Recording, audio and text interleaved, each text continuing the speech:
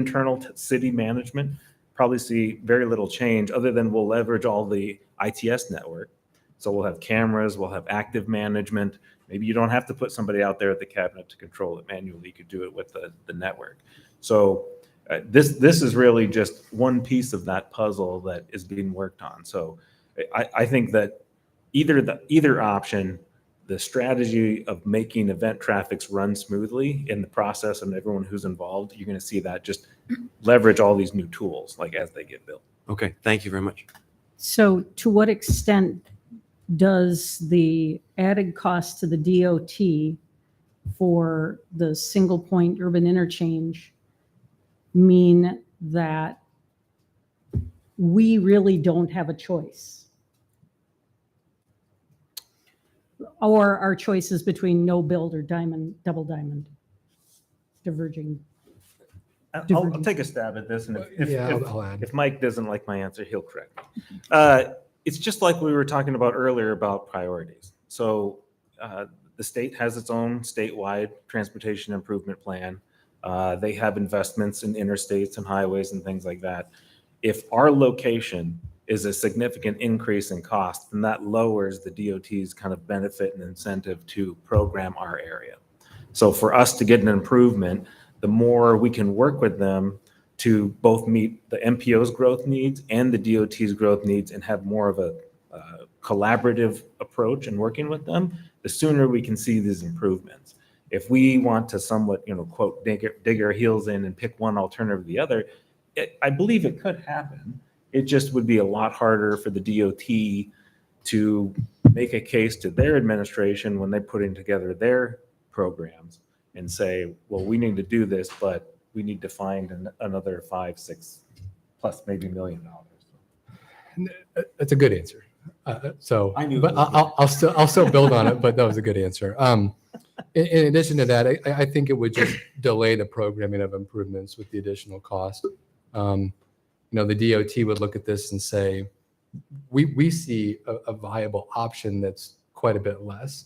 So if you, city, want to do something different, we're probably going to have to talk about a larger cost share from the local perspective. That or they say, it just might be more time before we can fund these improvements. So it doesn't completely rule out the ability to do other things like the single point, but it does change the timeline in all likelihood.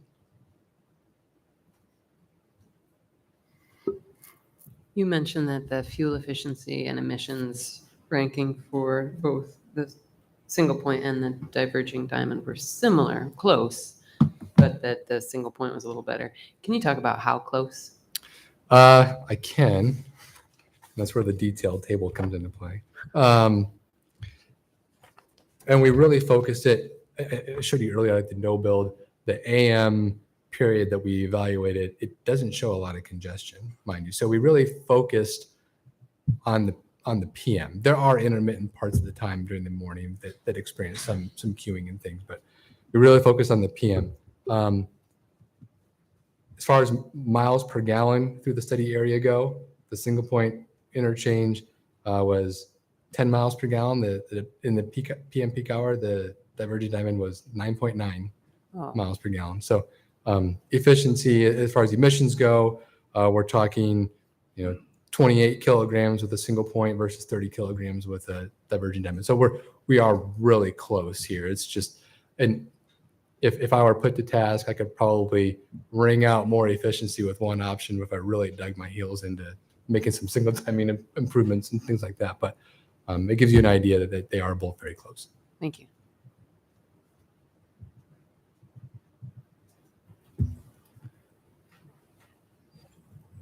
So I mentioned the ranking and really the improvement recommendations, where we boiled it down to here what you see on the screen. These are beyond those improvements that are currently ongoing on South 16th or that are currently programmed along Airport Road.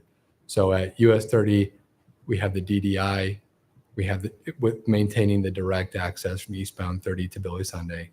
At South 16th, we have the eastbound channelized right turn that adds the southbound lane on South Duff between 16th and US 30. We have the dual northbound left turn lanes at the intersection of Duff and South 16th, and the accessible connection to the side right stop on the northeast corner. At Airport Road, we have the offset northbound, southbound left turn lanes and the accessible connections to the side right stops.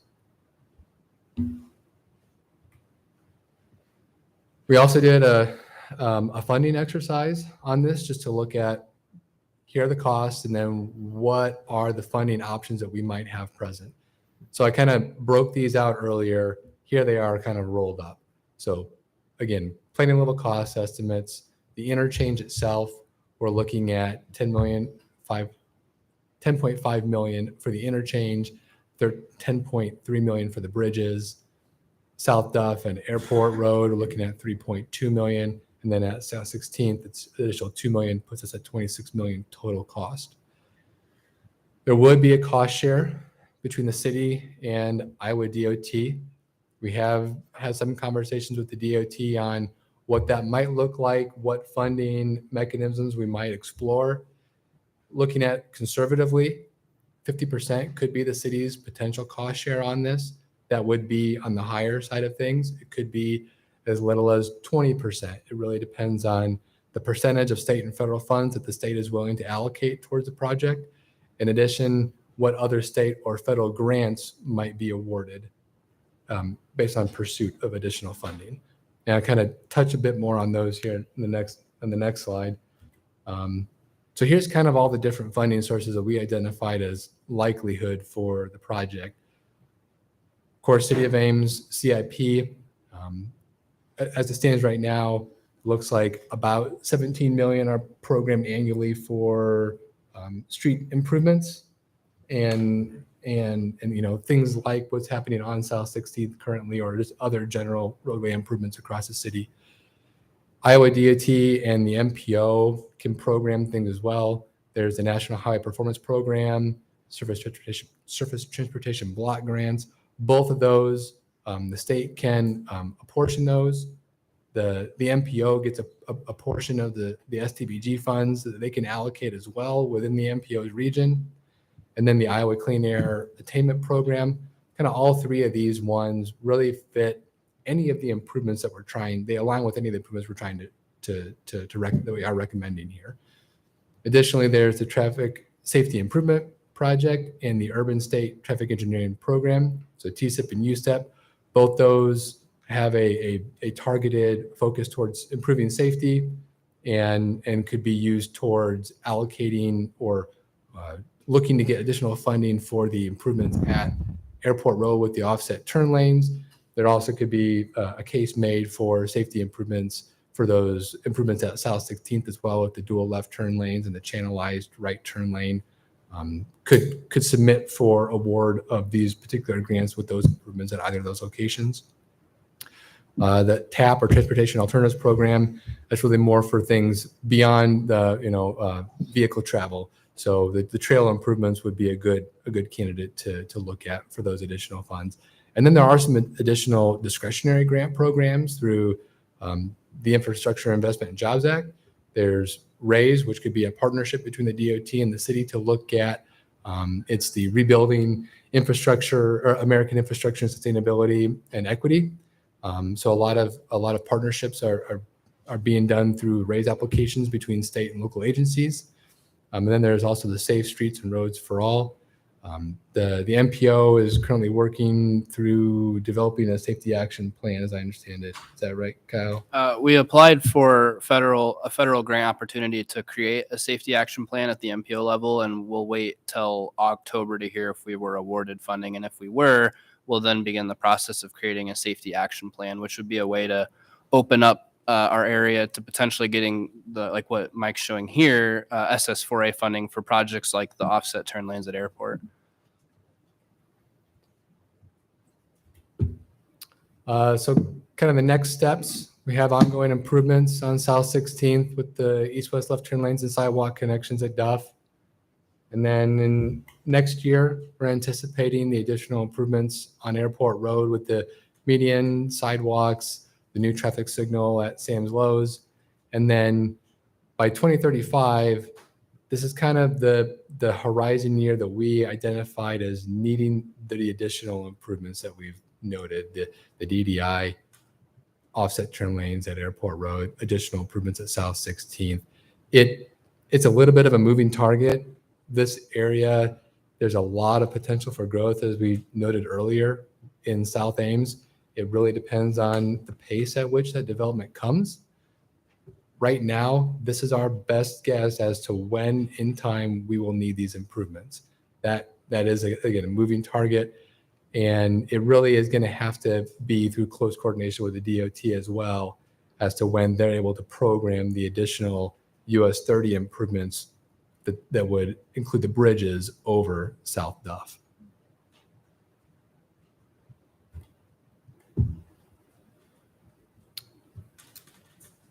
Other questions that anyone has? Committee, any questions? So does this compete for funds with the I-90? I mean, 190 projects, a lot of those are, we said were for 2035 as well. So just wondering, will we be competing for funds, or we think we can? I can answer, but Oh, y- sorry. Go ahead, Mike. yes, I mean, it would compete at a local level, certainly. This project would compete with others across the state for DOT funds. So if there's an interchange that wants to be constructed somewhere else in the state, or any improvements elsewhere that is seeking federal funds allocated by the state, would be in competition with those projects as well. So it's competing kind of at different levels. And then as far as kind of the federal discretionary grants, it's going to be competing nationally as well. So at the RAISE and those types of programs would compete nationally against others. Okay. Other questions? I'm not super optimistic about our chances on getting federal funding. We waited for a long time on the South Grand Exchange. I just looked this up. I would have possibly known this. Iowa ranks 33 in obtaining federal highway funds. This is 2019 data. So I mean, it's, as a small state, it's tough swimming for us to get a hold of those federal highway dollars. So from a policy perspective, I think we have to be cautious about putting too much weight on federal funding. Yeah, that's a fair point. It has to have a compelling case. You go through the exercise of looking at a benefit cost, and you do a detailed assessment of cost savings from a safety and operations standpoint. And you really want that benefit cost to be above one to really have much of a leg to stand on when you're looking at federal grant applications. If there are no further questions, do I have a motion on accepting the study findings as summarized in the study report? So moved. Second. Discussion? Roll call. Aye. Aye. Aye. Aye. Aye. Aye. Aye. Motion carries. Thank you. Long meeting. We're at committee comments. Bronwyn, do you have any comments? None for me. Rachel? Nothing today. Amber? Linda? Nope. Anita? No. Jim? So I'm not sure I've ever made a comment in one of these policy meetings, but it's been very interesting. As a reminder for people, our long-range growth plan is to add 15,000 people to the community. Most of them are going to need cars. And so tonight we had a chance to really think about the way in which we're going to move people in and out of some key areas. We also have a major housing shortage, which many people here tonight are here to talk about housing. But we have a major housing shortage in Ames. As a result of that, we're forcing people who work at Iowa State, who work in our jobs here in Ames, to live in other places. And so part of our goal, if we're serious about trying to address climate issues, has got to be to add more housing here in the area. And there's been a very enlightening program. Thanks for the consultants. John, do you have anything? No. And I don't have anything. So do we have a motion for adjournment? So moved. Second. All those in favor? Aye. Opposed? Motion carries. Meeting is adjourned. We'll take a 5-minute recess to reset.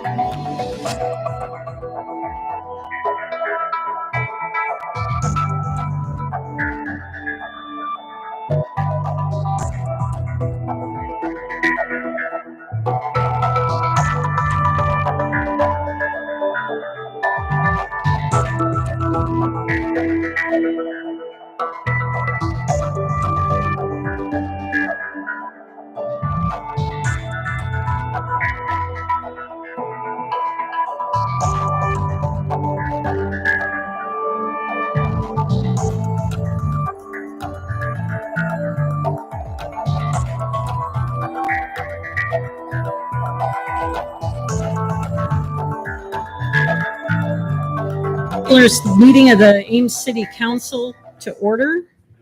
The first item on our agenda is the consent agenda. Does any member of council have items that they would like to pull tonight? Yeah. Hearing none, do I have a motion for approval? Move approval. Second. It's been moved and seconded. Roll call? Aye. Aye. Aye. Aye. Aye. Aye. The next item on our agenda is public forum, the time set aside for comments from the public on topics of city business other than those listed on this agenda. Richard, would you please come forward and state your name? It's Street Apartment number 2. I was banned from the city council meeting. I came in here and I sat over there without my shirt on. I'm a nudist. It's on my t-shirt. I put those words on my money. Please let us be naked on all my money when I go to the shop.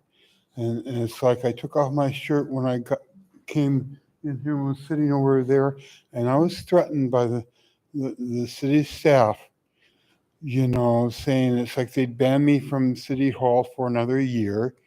And I feel, I don't know what the law says, but it seems like a city council meeting people can be shirtless, and I think they should be able to be naked. It's like I want to wear clothes. I like to wear the clothes that I wear, but it's like I also like to be naked, and I can't even be naked in my own apartment when I'm the only one in it.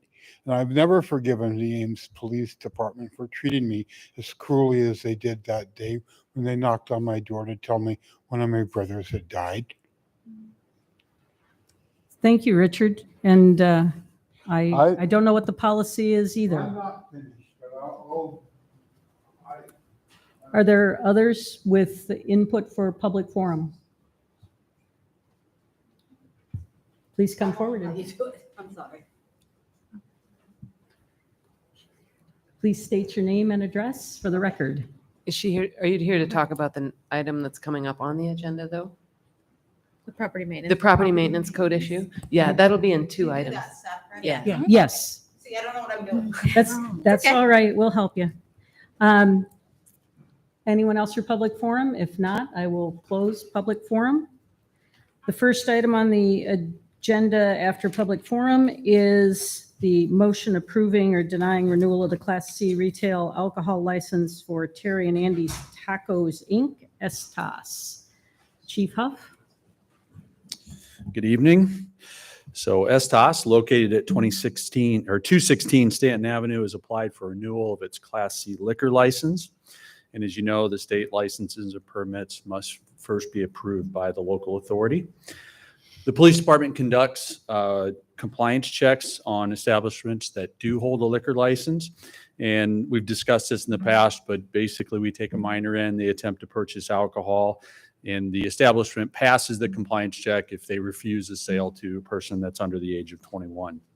STOS passed 2 of those compliance checks on March 9th and May 4th of 2023. However, in the previous 12 months, we have cited 60 individuals for being on premise while underage. This is a substantial number for a liquor license establishment in Ames. Of those 60 individuals that were cited, officers were able to verify that a fake ID was used in at least 14 of the cases. However, I would caution that we don't always know if someone used a fake ID or if they got in some other way. We were just able to verify it in those 14 particular cases. Also worth noting is Section 17.16 in the Municipal Code prohibits minors to be on premise of a liquor license establishment unless 50% of their sales are food. And what we call this locally is a 50-50 exemption to the code to allow minors in while you're serving food. And we were approached by STOS to do this for them. And we were able to verify that 50% of their proceeds were food up until about 8:30 p.m. at night. And you can see I've attached the correspondence back and forth between the establishment and myself, and also Lieutenant Arkovich. So we determined that 8:30 p.m. would be the cutoff time. However, nothing stops an establishment from doing that earlier in the evening. You just can't go later than 8:30. And so we required that if they were going to do anything other than the 8:30, they would have to have a sign posted saying at what time you had to be 21 to enter the establishment. And they basically have been operating that on weekend nights. They've been doing that at 3 p.m. and during the week at 5 p.m., which is probably reasonable. So it is the responsibility of the establishment to remove anyone under 21 from the establishment when that cutoff time occurs. So at 3 p.m., 5 p.m., or 8:30 p.m., whichever it is, that's the responsibility, along with posting the time at the front. So when people enter, they know if they're underage at 3 p.m., they're probably going to be asked to leave. So in preparation for the license renewal, staff conducted the customary check of records, and we did find the 60 violations. Of these, 21 of those occurred after the 50-50 status went into effect. So based on these violations, we conducted another compliance check directly related to the 50-50 to make sure that they were following all of the guidelines that had been set up. So on June 30th, 2023, staff from the police department conducted this compliance check. 2 underage people entered STOS at 2:30 p.m. The sign posted stated the bar was 21 plus starting at 3 p.m. At 3 p.m., no effort was made by the bar to remove any minor or anyone that was in the establishment. One of the minors approached the bar at 3:15 p.m., attempted to purchase an alcoholic beverage. The bartender actually did ask for an ID, but looked at it, returned it right away, and still served the person, even though the ID clearly stated they were under the age of 21. You may or may not be aware, if you're under age of 21, the ID is also sideways instead of the other way. So that should be a pretty big clue right there when you see any ID that's got the sideways picture. So based on this, on July 7th, I did notify Terry Cullen, who is the manager of STOS, and I revoked their 50-50 status for failure to uphold the agreement that they agreed to. And talking to him on the phone, he said he was not going to appeal that. Also admitted that the 50-50 exemption was probably a mistake and contributed to a high number of violations. One of the things that I explained to him at that time is, as officers have been walking those bars and finding minors, they weren't able to find a manager working on some of those nights, which is also, I think, contributed to the problem. And we were also told that a lot of times the people checking IDs weren't very concerned either when we found people underage. So if the city council opts for denial of the requested renewal, the liquor license can be appealed first to ABD, then to administrative law judge, and then district court. If the applicant files an appeal with ABD, they're allowed to continue to operate. If the appeals are not successful, alcohol might not be sold on the premise for 1 year unless or until a new license is applied for and is granted. And I did make note, there is an 8-month license. Anybody that is denied a 12-month could try and get an 8-month license instead. So the alternatives before you are to deny the 12-month liquor license renewal or approve the application for the 12-month liquor license renewal. And as you can see in the council action form, my recommendation is not to renew the license based on the high number of violations, 60, and also not upholding the agreement of the 50-50. Didn't really look like there was much effort put into that, unfortunately. Council, do you have any questions for Chief Huff? Is there anyone here from Estes that wishes to speak? Please come up and state your name and address.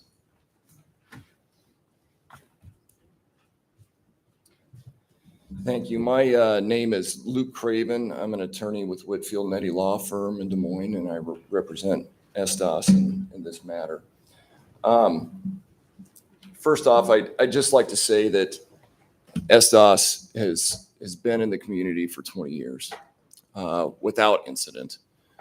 There's been no physical altercations that have occurred there. There's been no safety violations. As a matter of fact, this is the first time that there's been a violation found in a compliance check in 20 years. Estes is really just looking for a chance to correct the deficiencies that were noted by the chief. And let me say that the chief always has a tough job. The police always have tough jobs, and it's doubly so in a university town. And we understand that. Estes understands that. But it's looking for a rather simple opportunity to try to correct its actions and to keep from having to shutter its doors and destroy its business. He referred to the violations that were found. The on-premises, I think he said there were 60. That number is startling on a lot of grounds, but it's startling to Estes for a clear reason, which is they were not made aware that there were any of those violations until about 2 weeks ago. Not one. There was no attempt to contact them at any time to say this number of minors was found on the premises on a standard check.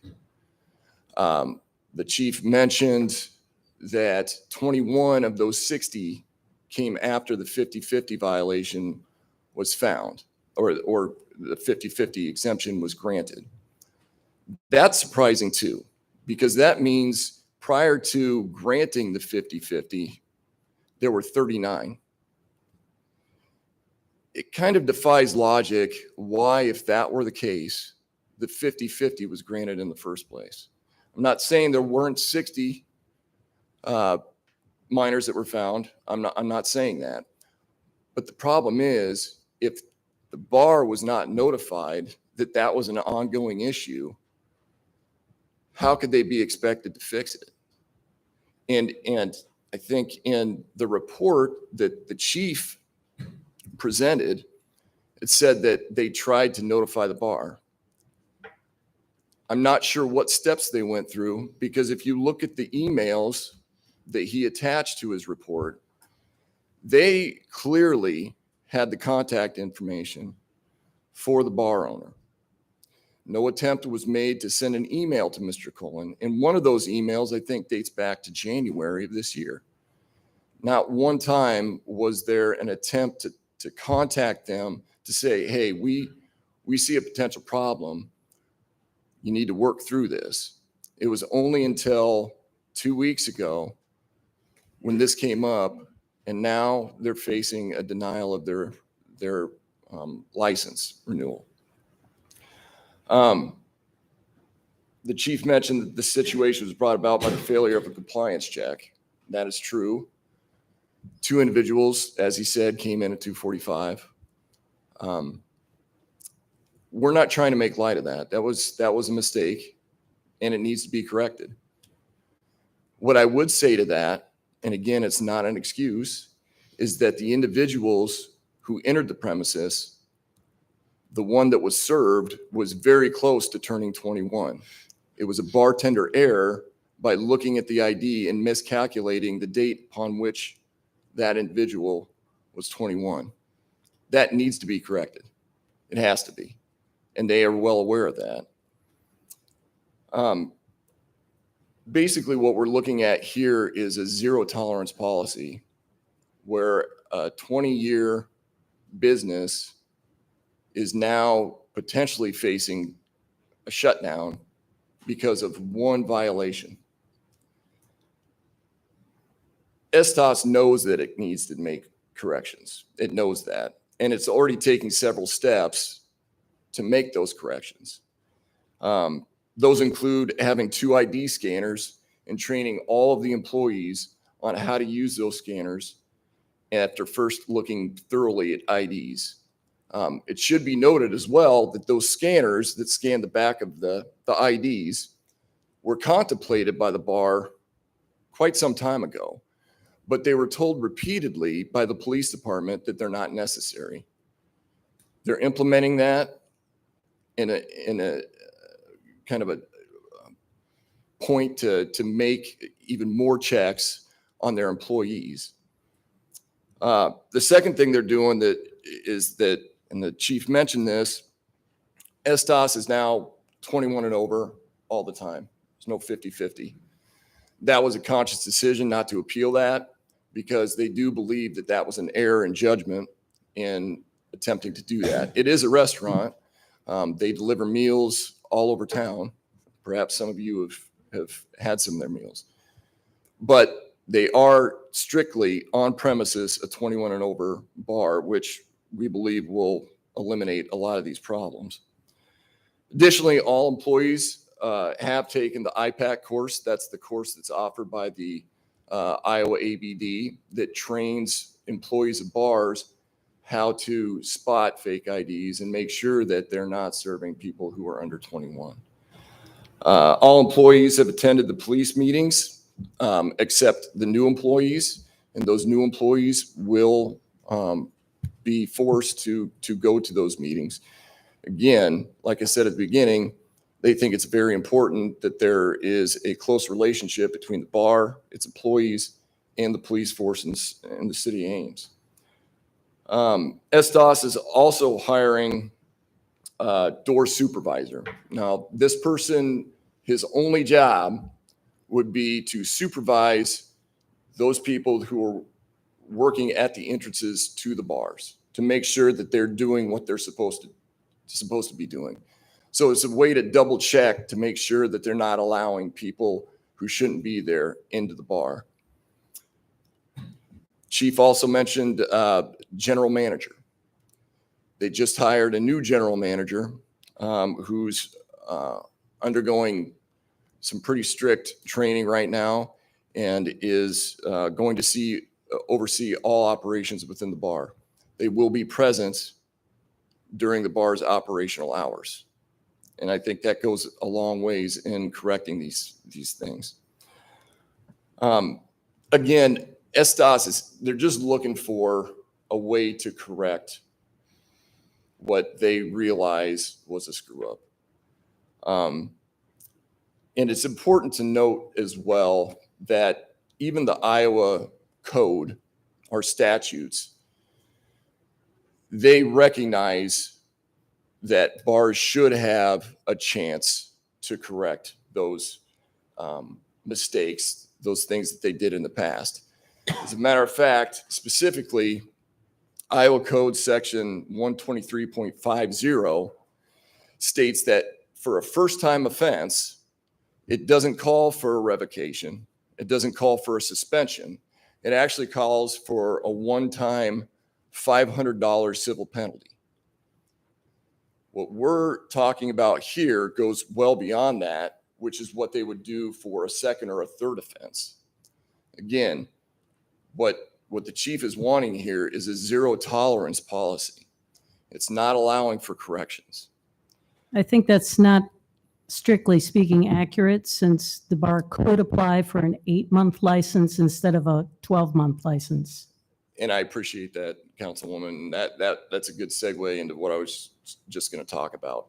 What if the council does not want to renew the 12-month license, but would be open to renewing it for an 8-month license, which is technically called a seasonal license, then we would very much like to be able to do that. But what we would like to do is, instead of denying the renewal of the 12-month license, which their license is good, it expires August 28th of 2023.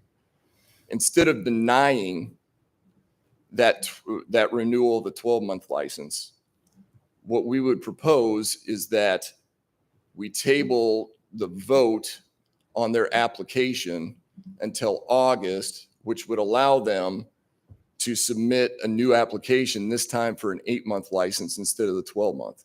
And the reason that we asked for that is because it's a lot easier to do that, and it's a lot easier to get approved through the ABD, the 8-month license, if there's not a denial leading up to that.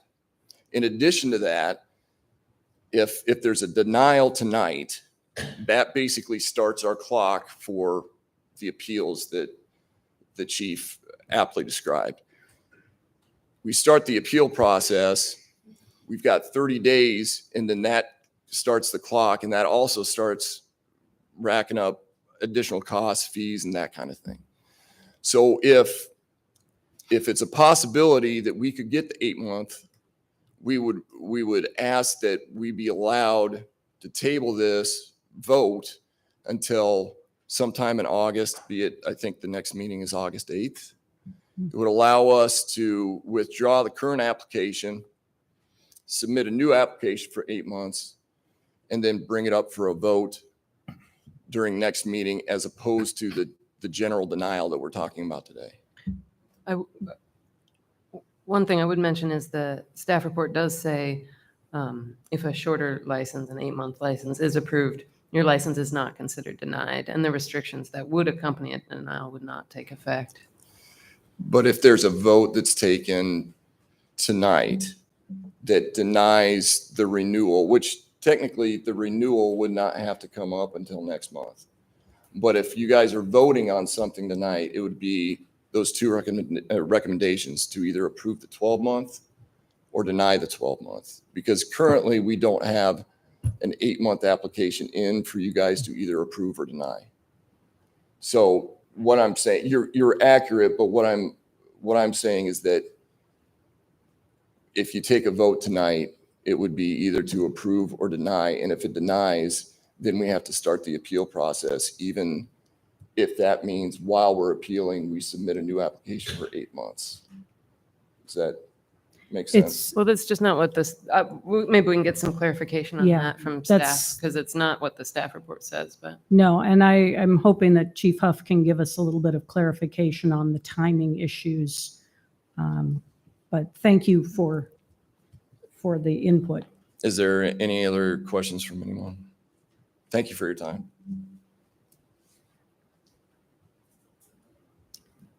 Chief, You want me now? yeah.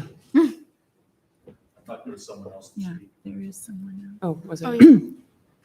So it's my understanding, if you deny the application tonight, the bar can still operate until it expires, which is, I think, August 23rd, 28th. So that would give them a little bit over a month where they could still apply for an 8-month license if they would like to do that, or they could appeal and remain open. So both of those possibilities are still open. But, so did I say it wrong, though? It says in the staff report, if the requested 12-month license renewal is denied, they can then elect to apply for a shorter 8-month license renewal.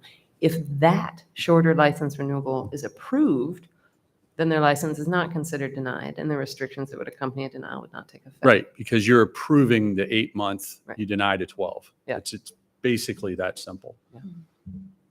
And I would like to clarify a couple of things about the high number of violations. Part of the reason that even we didn't notice it was quite as high as that was when we run the calls for service for a bar, it shows a case number for an on-premise.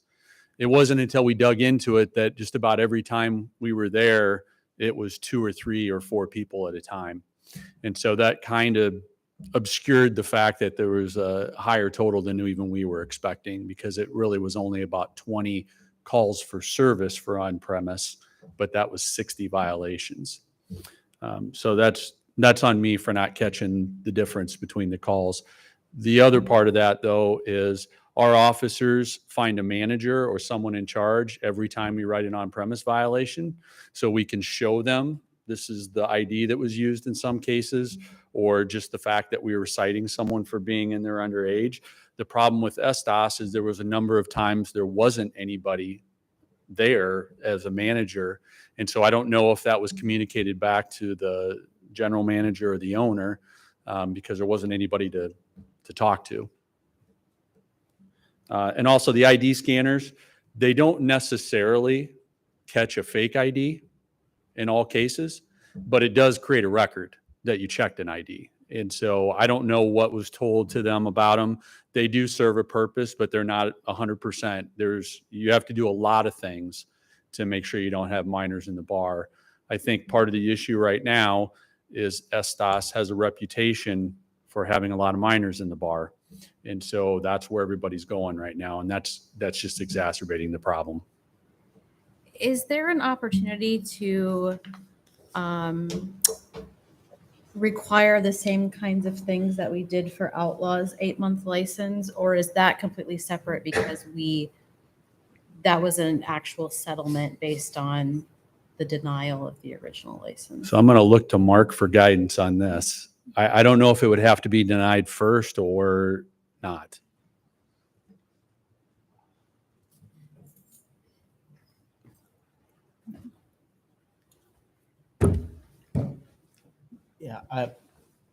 Yeah, the way we've always done these is to deny, and then they get the 8-month. And whether we can do that, I'd have to do some research. I just don't know off the top of my head. I was just rereading the code as we're sitting there, but it's. I think we can put conditions on the 8-month license once we grant that, so we'd have an opportunity there. With Outlaws, it was a little different because. Right. They appealed and we settled that appeal. Yep. But I'm not exactly sure. So. And Chief, were the things that Mr. Craven brought up the kinds of things that you would expect that ESTAS should be doing in order to rectify the situation that has developed? Yeah, I think a lot of the things that I put in the agreement for the 50/50 would apply. You ID at the door, you ID at the point of sale. That just is another check that you can do.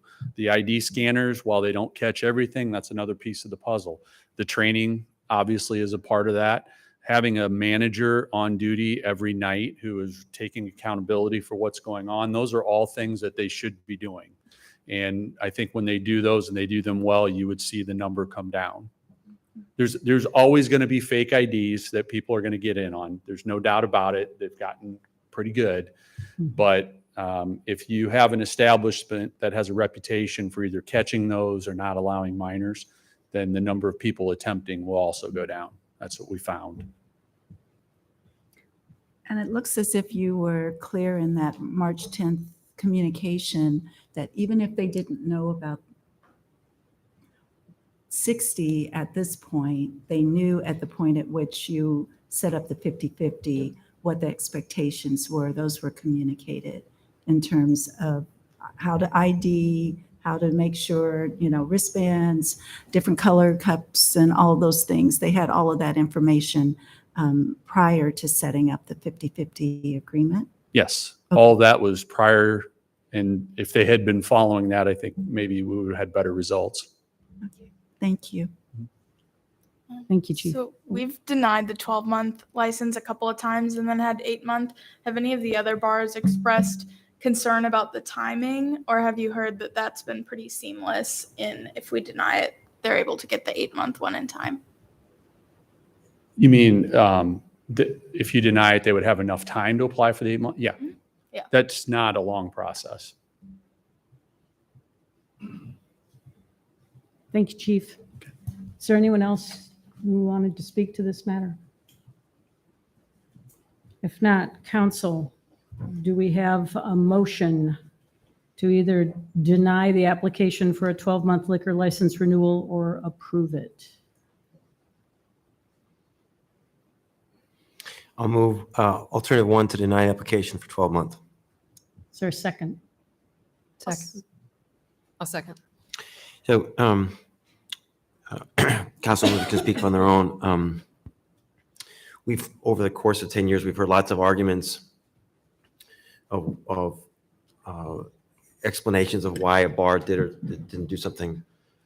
This is the first time I've ever heard the argument that it was the police's fault that we didn't notify the bar. I think that's a pretty thin argument. I can't think of another area of law enforcement where the responsibility is on law enforcement to notify the bar. The best arguments that you make are the remedial improvements that you want to make. The argument that you've been in business 20 years, that argument cuts the other way. I actually have more sympathy for a brand new bar who's still learning the ropes. They're still training staff. I get that. But with a bar that's been open 20 years, you sort of know the ropes by now. Nothing here is new. And we try really hard to be equal and fair we have so many bars. We have to treat everybody the same. So those aren't helpful arguments to me. I am optimistic that with some of the things that were discussed tonight, that this will work. You'll do the 8-month and everything's going to work out fine. But I just wanted to just state my thoughts on this. I thought those two arguments were pretty weak, but I'm optimistic that things will go forward and the bar will be open and doing business. Mark, do we need a roll call on this or just voice vote? I would do a roll call. Roll call. Aye. Aye. Aye. Aye. Aye. Aye. Motion carries. The applicant is welcome to put in for an 8-month license, and I guess I would do that as soon as possible. Our next meeting is August 8th. Next item on the agenda is the first reading of the minimum exterior property maintenance ordinance, and I know that quite a few of you are here for that. In order to make this process go somewhat more smoothly, since I know that many of you have concerns, we're going to do things a little bit differently than we typically would. Because we have the opportunity to open our public hearing and receive input tonight and then continue that public hearing till August 8th, what I'm going to do is ask council to make a decision about whether they want to have a first reading of the ordinance tonight or whether they wish to select option 2, which is to open the hearing and then close it later. Close it on August 8th, so that anyone who speaks tonight does not have to speak again on August 8th, and that there will be an additional opportunity for people to speak on August 8th, and that would slow the process down so that the first reading of the ordinance would be on August 8th, followed by a second reading on August 22nd, and the third reading in September. So in order to determine that, I'll ask council to decide on that first. Then, following that vote, council will have the opportunity to make any alterations that they would like to the ordinance as we've seen it. We've taken input from quite a few people. We've received a lot of emails and phone calls. And so knowing what you are commenting on is probably wise. So council will have that opportunity to make changes. And at that point, once council has voted on the changes that they would like to see, we'll open up the public hearing for input on the slightly modified version of the ordinance. I have confirmed that this is an acceptable route forward. So the other aspect of this is that the mayor is not here tonight, and he has asked me to read some introductory comments for him so that you have some background. Mayor Haler writes, to begin, I would like to review the 3-year history of the proposed property maintenance code development that is before council tonight. In summer 2020, staff had several code enforcement cases that we're struggling to achieve compliance with, which resulted in several communications from neighbors to the council. At the city council meeting on August 25th, 2020, council requested a memo from staff regarding recommendations for potential additions or changes to the property maintenance code that would provide staff with additional enforcement tools to assist them in addressing concerns and issues raised by a number of Ames residents. Some of the situations requiring attention included, but are not limited to, property decay, holes in roofs or exterior walls, windows or doors broken or missing, vermin and rodent habitation in overgrown vegetation, insect breeding grounds in stagnant water, also if water deep enough creating a safety hazard, large amounts of debris and trash piled up on the exterior of property, possible property damage due to dead trees falling on adjacent property, and/or deteriorated structures in danger of collapse. Absent a property maintenance code, the city lacked the ability to address these issues to protect life, safety, and/or property damage. On May 25th, 2021, staff presented the council with a very rough draft of a proposed property maintenance ordinance report that consolidated current code requirements, added a few new sections based on previous complaints, added additional enforcement tools, and added an appeal process. At that meeting, council requested that a workshop be scheduled to receive public input and that a website be established to gather input from those unable to attend a workshop. A press release was issued after the council meeting notifying citizens of the workshop scheduled for June 15th, 2021, and provided a link to an online survey on the proposed ordinance. This was also emailed to neighborhood associations and other interested parties like landlords, realtors, etc., for their input. On June 25th, the workshop and survey results provided an abundance of input from the community. 20 citizens spoke at the workshop and about 250 provided survey responses. Council decided to work with staff to set another workshop or place items by category on a future agenda for discussion. Since then, from time to time, staff continued to work on an ordinance developed and continuing to solicit public feedback. Last month, staff brought back to the June 20th council workshop the topic of minimum property maintenance code for council discussion and direction. Following numerous motions and directions from council, the proposed ordinance and its first reading is before us this evening. Although if council votes to extend that, we will not have the first reading tonight. When a first reading is scheduled of any ordinance, a public hearing is held, public input is invited, and once complete, council takes action on the first reading. Tonight, we will be opening the public hearing and possibly, most likely, continuing the hearing until August 8th. That requires a motion and passage by council to do this. Once the council motion passes, public input will be invited tonight, and public input will be invited and continued at the August 8th council meeting when the ordinance will be considered for its first reading.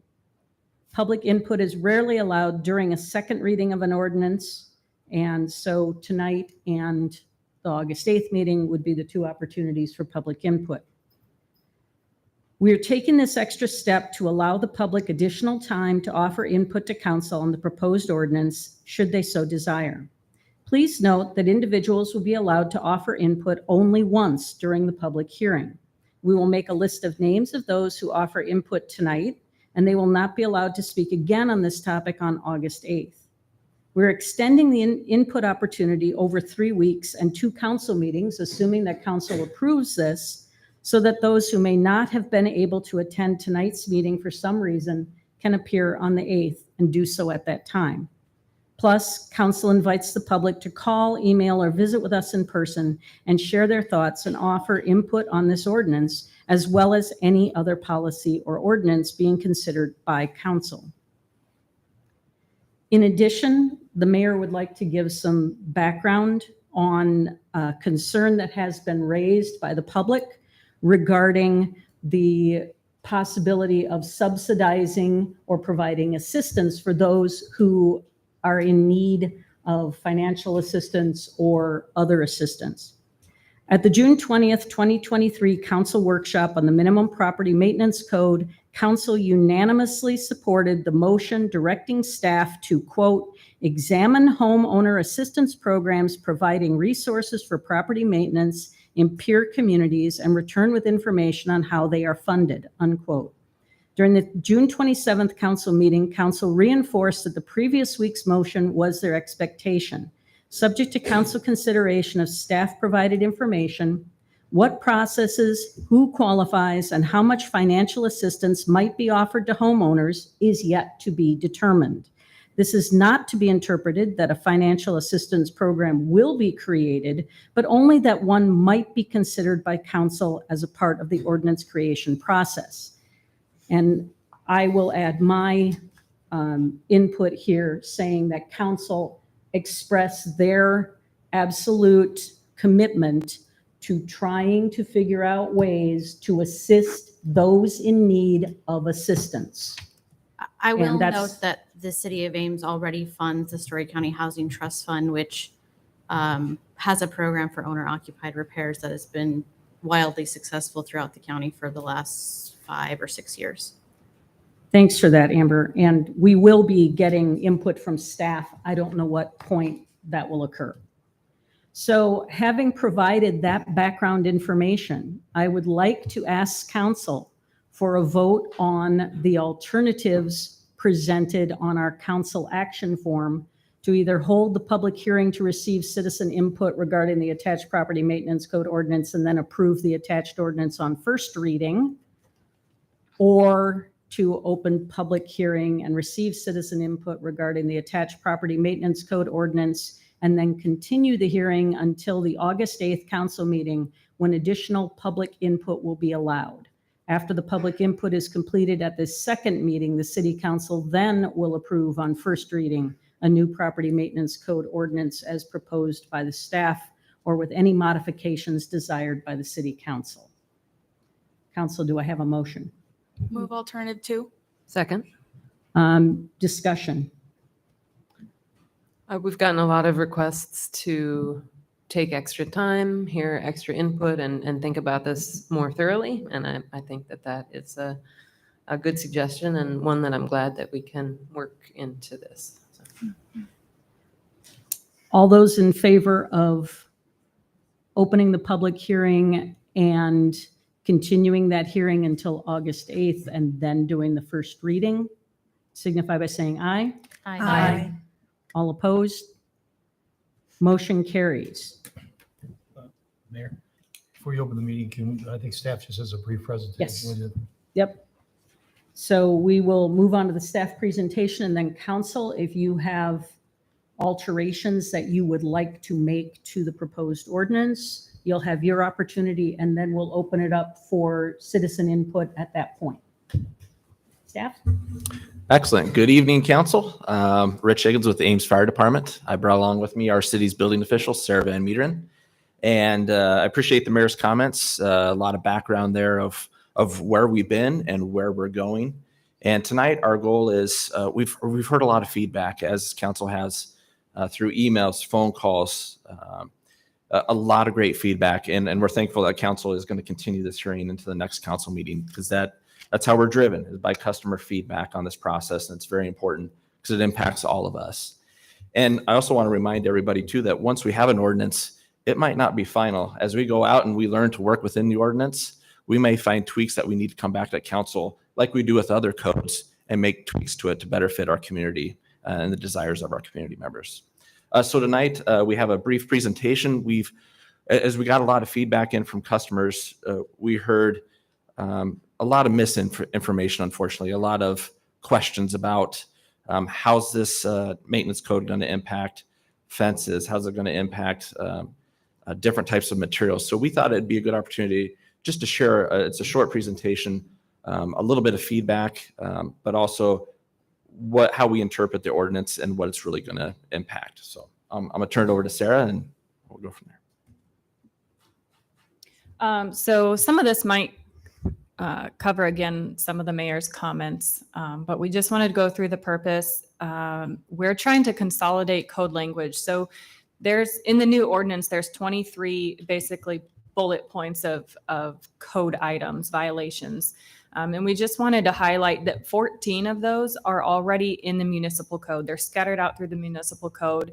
They have different enforcement processes, different fine structures, different appeal processes. And so our goal really is to consolidate those so that we can enforce easier and we have a better place to direct customers to when it comes to education. We can give them kind of a one-stop shop for everything that they'd be responsible for in their property.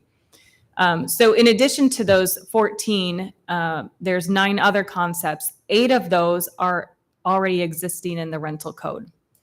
So those apply to rental properties, not owner-occupied properties. So the photo kind of shows, looking from the street, the difference in code language for a rental and an owner-occupied. So on the right, the mowed yard would be the rental property that has to keep their yard mowed. The adjacent property is owner-occupied with no provisions for mowing. So it just, from face value, it just, there's different standards, and I think that bothers some people. It's also really hard to enforce on someone when the standard is different for the next door neighbor. The only item that is brand new, not in the code anywhere, is the regulation on pushing snow onto the street. That's brand new, not currently existing in the rental code. Every other item is in some form in the code already. So we're trying to, we have the dangerous building code right now. We don't really have any maintenance code until a property gets dangerous, and that's really difficult for us to maintain existing housing. When it gets to that point, we have a history of having those demolished, and we don't want that to happen. Additionally, there's a lot of discussion about a property maintenance code, and we just wanted to highlight that we're really behind the times with this. All of the cities listed already have some sort of property maintenance code, albeit the standards might be different, but they have it in some form or another. So we're kind of coming in line with that. If you recall, the ordinance that we've proposed is kind of tailored off of Cedar Falls. We use that as a template, and we've been through many reiterations of it, and we've removed a lot of things that didn't apply here based on customer feedback and your feedback. Additionally, there is already an Iowa Association of Code Enforcement, which our employees are part of. So just to show you that statewide, this is something that's out there, and there are annual meetings for code enforcement officers to get together and discuss the exact issues we're talking about today. So it's not a new concept. I don't want to go through all this again. I think the mayor highlighted our input pretty well. Just wanted to show that we have conducted a lot of outreach, public input opportunities, press releases. It's been on our website. We've emailed every group we can think of. We've had workshops. There was initially a lot of input in 2021, and it's kind of died off. So I'm really glad that we're giving the public more opportunity for input. I think that's very important. And just a background on our enforcement, as you recall, we enforce on a complaint-only basis. And to highlight, in the last year, we had 573 complaints for code enforcement violations. 135 were unfounded, so we went out there, viewed it, and there wasn't a violation. Maybe it had already been resolved or it didn't exist. We've resolved 415. There's 23 still in progress, but we might have opened it June 29th. So it's not like it's been going on for a year. And of all of those 573 complaints, we really wanted to highlight that we've only issued 2 citations. And both of those citations were issued to properties with outdoor storage that we were not receiving any feedback from. There was no plan from the owner. Our only option to remove those items was to issue a citation and go through the court process to abate it. Approximately 380 of the complaints we've received come from Ames on the Go. So there's a lot of talk out there about kind of weaponizing the code and different ways that people can file complaints. I know there was a rumor that there's going to be a filing fee to file a complaint. That is not true. We do accept anonymous complaints now, and Ames on the Go has really increased our number of complaints. So we wanted to highlight that. Yeah, and again, we're recommending an appeal process. So if ever someone doesn't agree with our interpretation of the code, there's always the avenue for appeal that I think is very important. And some may say we go too far in helping our customers appeal because I want them to be successful. So we really try to give them every opportunity possible to get a clear answer. Yeah. Can I just ask something about the appeal process?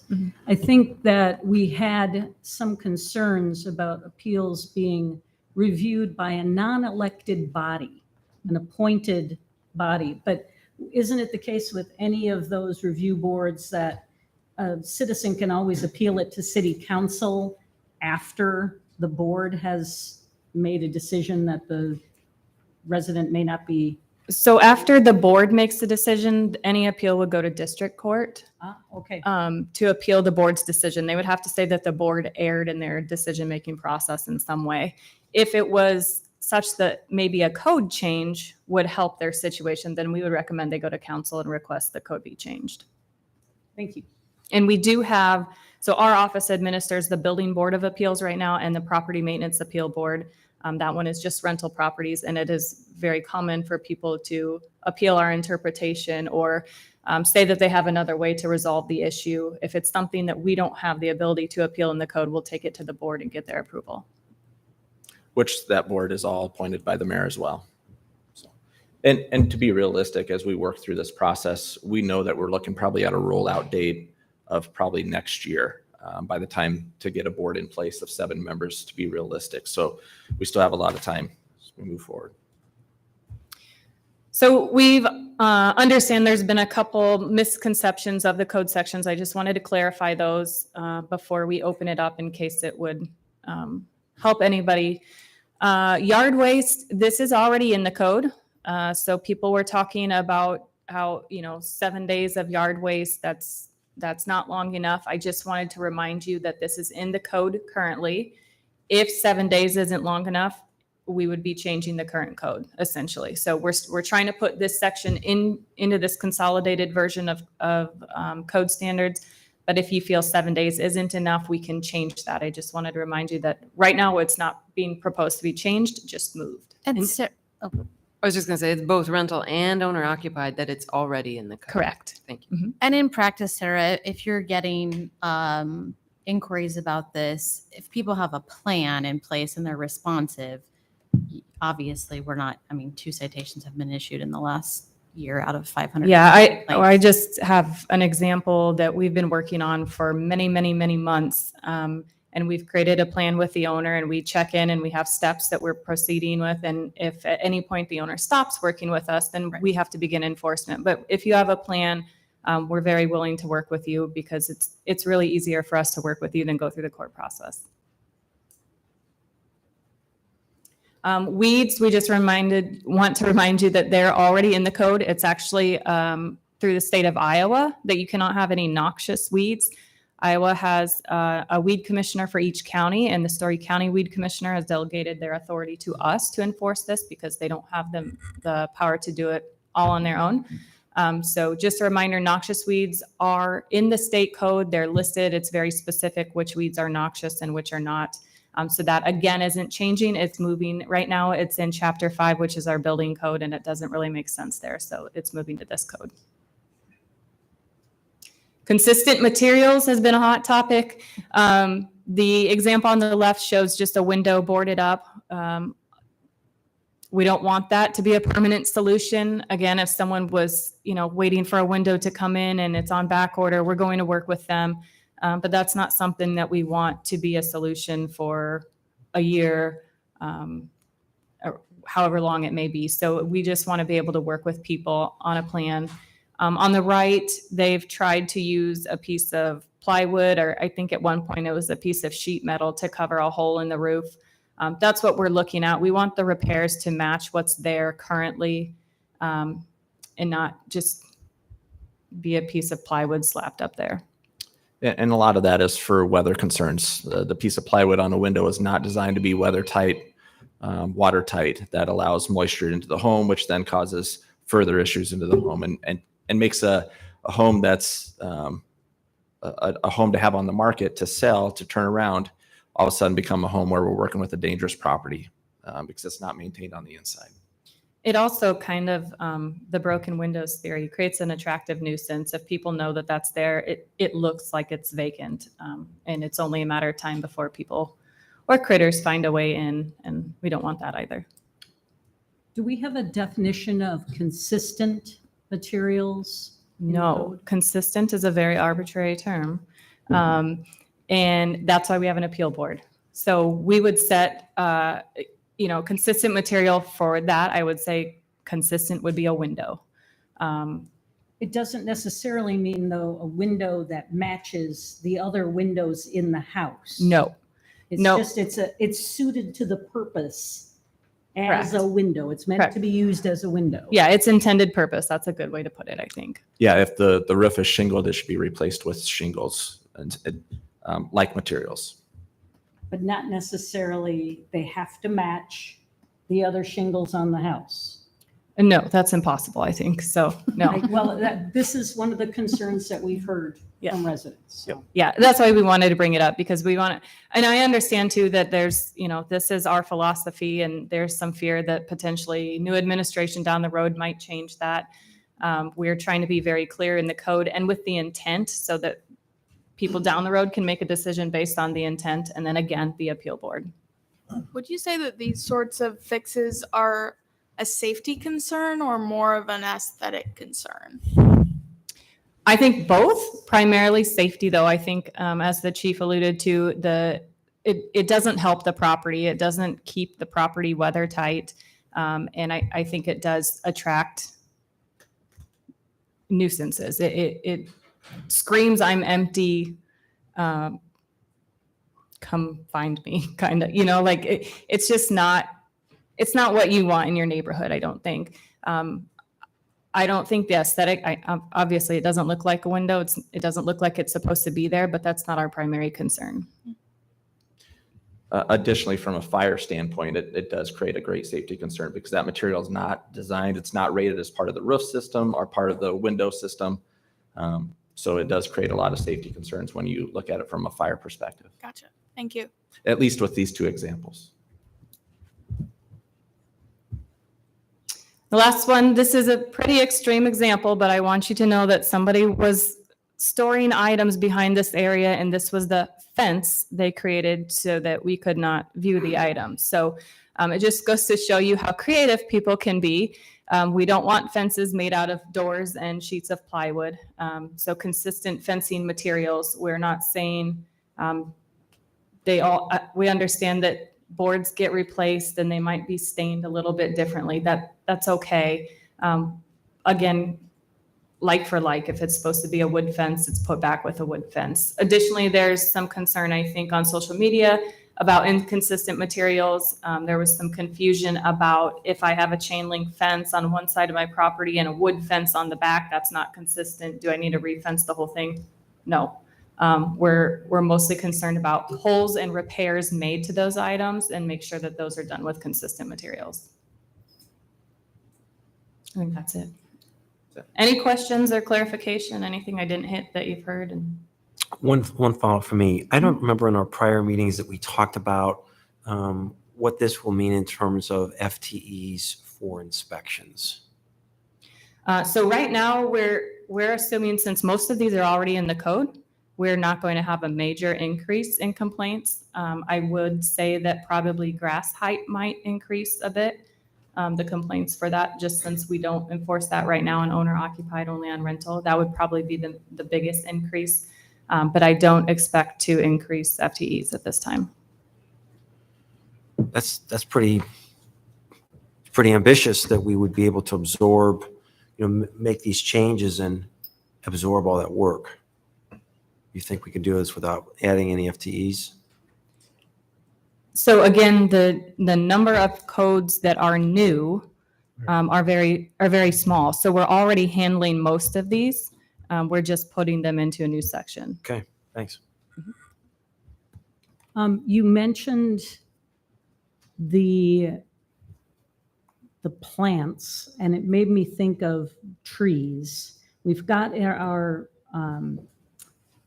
number 12 in the ordinance talking about trees that are in such a state of deterioration as determined by the city forester that any part of such tree presents an immediate threat to the safety of persons or property in the right of way. We have had questions about trees on private property that are endangering the property of neighbors. Mhm. And this does not cover that. Correct.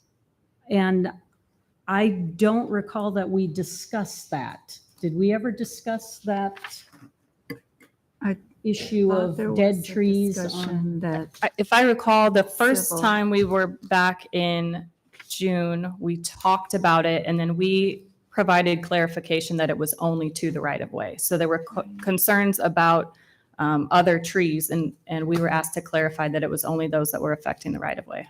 Okay, so we have gotten emails about that issue, dead trees on properties, because of course, if a dead tree falls on your property, you're the one who's responsible for the property damage that occurs because of the dead tree.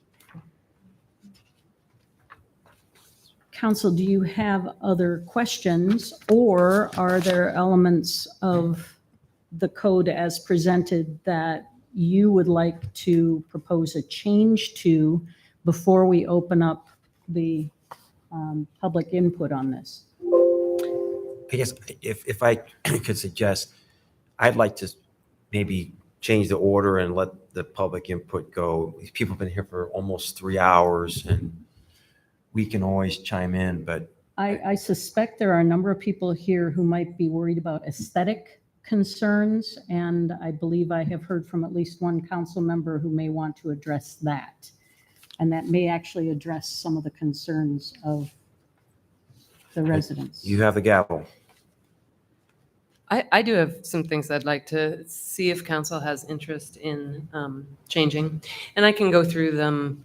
I'm going to attempt the easy one, what I consider the easy ones first, right? And then I'll circle back around to the ones that I'm not sure how they'll go. So first, if I have, it's sort of 17A here. It's talking about structures roofing. So it's the sentence that exists in the last sentence in 17A there is that roofing materials shall be in good condition and made up of consistent materials and consistent coloration throughout the roof area. Now we've heard about this consistent materials thing, and I'm going to suggest some language that I hope is going to be amenable to folks. But I would move that we change that sentence to read, roofing materials shall be in good condition and made up of materials appropriate to the application. I'll second. This term appropriate to the application, you're going to hear me repeat that a couple times here because I feel like that is a good way to get at the intent here, where you mean roofing in place of roofing, fencing in place of fencing, but we're not saying consistent so that there's no misconception about it having to be a literally consistent material. So that's the terminology I thought seemed the best. Anyway, that's my plug for that one. And you're removing and consistent coloration, correct? Yes, yeah, exactly. So I'm taking out the and consistent coloration throughout the roof area part. Council, we have a motion on the table. Is this functional for city staff to work off of with the change? I think so. Mhm. I mean, it seems to me like that's already the intent, right? It's just It's different how it's wording. interpreted. Application. I mean, as we go through these, it would be helpful to have had these proposals in advance to think through and to give staff an opportunity to respond to. So we're sort of dealing with these things sort of on the fly.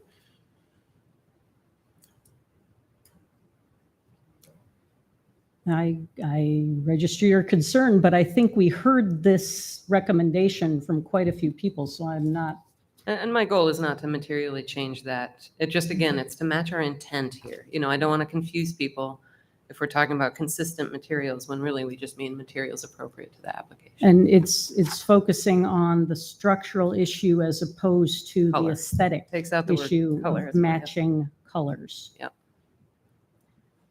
Okay, so we have a motion on the table. All those in favor say aye. Aye. All those opposed, nay. Motion carries.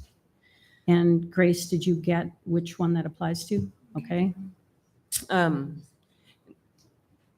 Next one is a question for staff, and then I'd like to make a motion. On 17C there, it says all exterior trim and exterior exposed surfaces, including siding materials, are sound, in good condition and securely attached to the structure.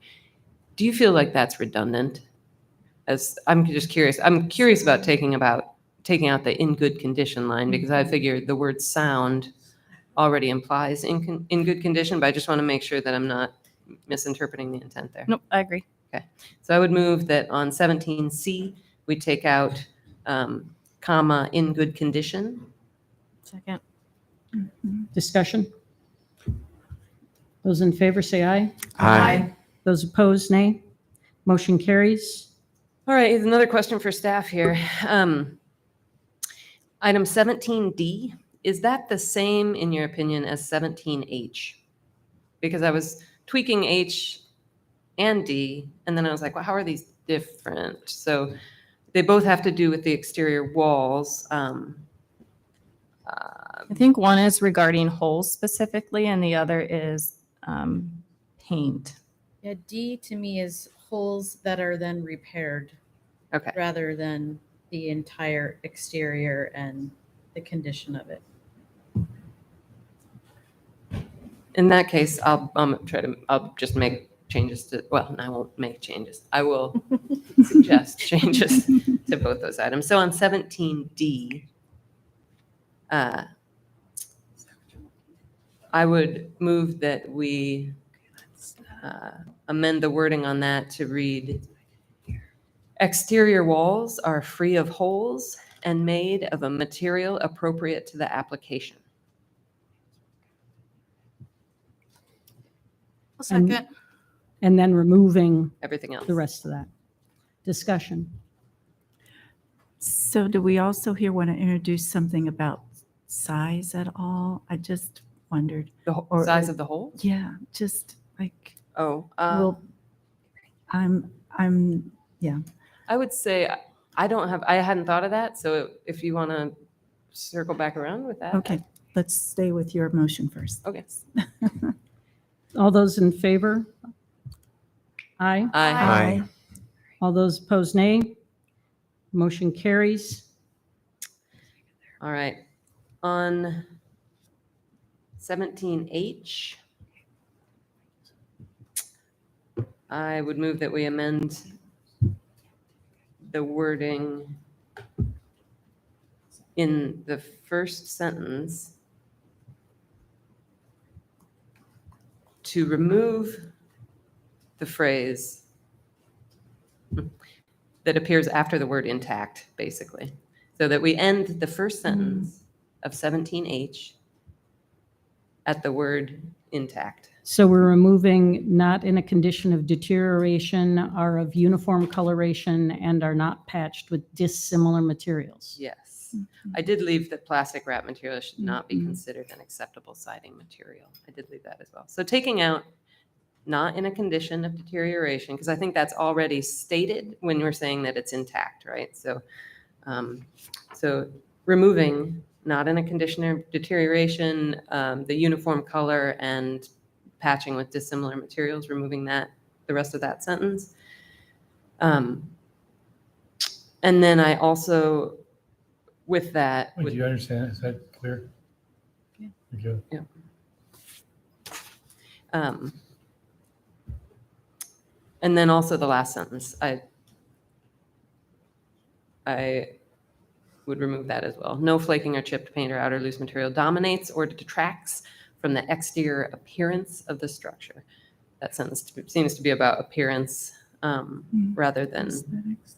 structure. And again, I think the word intact in that sentence gets at what we need, right? Is there a second? A second.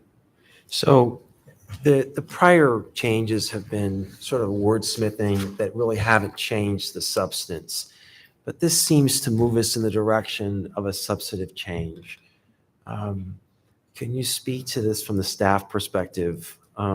Is this change? I mean, the others you could argue weren't changing the intent, but you went through in the prior workshop and you showed examples where the paint was an issue and it affected the structural integrity of the property eventually, and when it wasn't properly painted. I don't think that what's being proposed to be removed takes away from our ability to enforce on the structure. So if we can show that the structure is in danger because the wall surface isn't properly painted in that example, I think it still meets our intent. Is there an aspect where this is less communicative to the public about the importance of maintaining adequate paint on wooden structures? I don't think so. I think the importance can be relayed through our education process and doesn't necessarily need to be stated in the code. So when we'll use this as a tool to talk with the customer and let them know that this is a violation, here's why, here's our intent, here's how we want you to fix it so that you can secure the structure. It just seems like there's an intent to change this substantively, but yet we're saying it's not a substantive change. I'm going to take a deferential posture to you. It seems like from an enforcement perspective, you're better off having clarity in terms of what the code is expecting. But if you see this as being a non-issue, I'll defer to you. Yeah, so I think taking out the no flaking or chip paint dominates or detracts from the exterior appearance of the structure. I think the first sentence still gives us the ability to address the issue without trying to say it detracts. And maybe even saying detracts would be something that somebody would argue. They would say it doesn't detract. We would say maybe it does, or vice versa. If we would still rely on the first sentence to say it still needs to be painted. Okay. And I think that last sentence is all about aesthetics and Yeah. nothing about safety or structure. Motion has been made and seconded. All those in favor say aye. Aye. All opposed, nay. Motion carries. Last easy one, I think.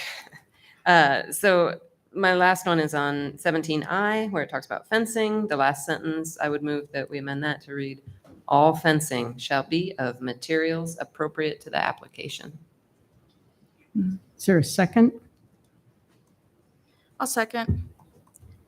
Discussion? Again, it's the same change, taking out consistent materials and coloration and talking about appropriateness of. The only thing can I talk? Mhm. Yeah. Okay, sorry.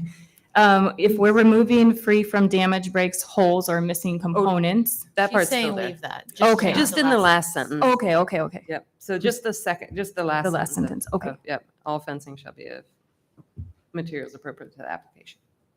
Striking that sentence only. Not Yeah, striking, well, just not striking changing at all, wording. but Oh. Yeah. Changing. To con- So that appropriate. sentence. you're saying keep the first sentence and then the second sentence becomes, Yes, all fencing shall be of materials appropriate to the application. okay? Discussion? All those in favor say aye. Aye. All opposed, nay. Motion carries. The other suggestions I have, I don't know if people will agree with them or not. So one would be about the yard waste item. I do feel like 7 days, I mean, I've heard staff say that we will work with people, but what the code reads says 7 days, right? And so we either need to say in the code that something about contingency for a plan, right? If a person has a plan, or I would prefer we say something longer than 7 days there. My example of this is, middle of winter, a branch breaks in somebody's yard. Really, 7 days? Are we expecting them to go out there in February and deal with that branch? No, like realistically, we'd wait a little, so anyway, that's my plug. I would move that we amend item 3 there to say longer than 2 months. Is there a second? Mean 60 days. When you say months. Oh, 60 days. You think that'll get me a second? Oh, I'm sorry. I didn't want to make a second. Do we have a second? I'll second. On this one, again, I agree. It's not just a verbiage change. This is a difference. And again, I don't know what the rest of you think. Well, it's and a so- change in current code. Yes, that's true as well. Mhm. Our current practice is 7 days, and it doesn't sound like But- that is an issue. That's not really what we currently do either, right? Like it's 7 days, but then we'll let somebody go quite a while if they have a plan. So if it were a large brush pile, there was a photo of it, and we contacted someone and we said it needs to be removed within 7 days. They say, okay, they remove it, or they say, no, the yard waste day is coming up in 2 weeks. Can I do that? Absolutely. If they say, oh, well, I can't really get that done right now. Can you give me a couple months? I don't know that that's something we would agree to. We need to see progress continuing or a plan. We might offer to line them up with someone. In the past, we had Ames Repair and Care. That would be a great time for us to say, hey, they need help with this. Can you have someone come out and help? So we would try to find other options.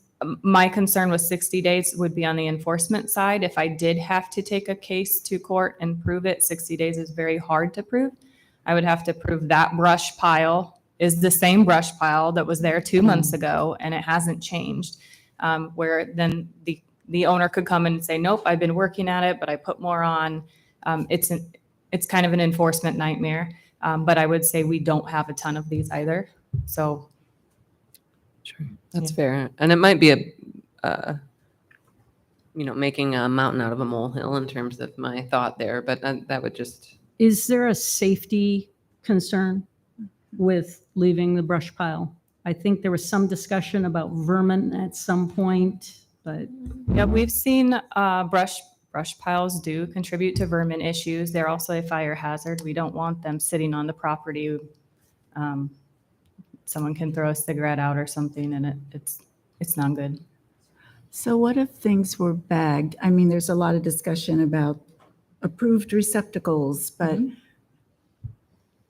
why is bagging it not considered approved as opposed to the big pile of brush that we saw there? I think that if you added that if it was in a receptacle, that would be okay. I would have concern with the bags because if we didn't put a timeline on them, they will break down, right? So we don't want those out there that long. 7 days is probably pretty easy on that, right? They're not going to degrade in 7 days. But I would say if you wanted to add like an exception that said if they're in a yard waste container, that it could be longer. Kind of like composting, it says 7 days unless you're composting. So if you're composting, that's okay. We do have issues with people that compost and don't know that, things need to be turned. It's not just a waste pile that sits there for months. You have to be actively composting. So the state code helps us with that in describing how to do that. But we'd certainly be open to an exception for bagged material. We have a motion on the table. All those. Oh, I mean, one more question. So if we wanted to extend, would 30 days be an easier fit in terms of the enforcement side? No. So to be honest, about the 72 hours we have now for storage is about as long as we can go because we have to take photos for 4 days in a row to show that those didn't move. So to add in weekends and staffing to get to that property that many days, we've just had troubles going to court. We can certainly put in and try, and if it doesn't work and we're not being successful, we can come back and ask for a shorter time frame too. So I think we might have input on this, on the length, especially because this is a significant change from 7 days to 60. I don't know if we want to vote on this after hearing input or. I think I mean, I would be all right withdrawing this motion for now. okay, And then if we could revisit it, that's fine. all right. So I'll withdraw that one. I'll make a small comment. I don't think there's too much in here outlining how lenient we are about education before citations. And maybe that would be something that we could consider adding explicitly in the ordinance about how education is a priority before citations. I think that's what a lot of people in the community are worried about. And maybe if we had a precursor or something like that in the ordinance, even with maybe keeping 7 days, it would be less worrisome for people knowing that education is a priority. So to me, that piece is more of a protocol and operation rather than an ordinance language, because I think when you put something in an ordinance like that, it changes the way staff's able to enforce, and if they have to go to court, how they're able to argue the case. If it's in a protocol for how things are actually handled in practice, I think that's a different story and one that can be communicated and put on the website. But I don't think it's appropriate to put that type of language in an actual ordinance. I just had one more little one. I forgot about this one. I thought it was easy too. But number 13, it says, I would move that we amend this to say just noxious weeds.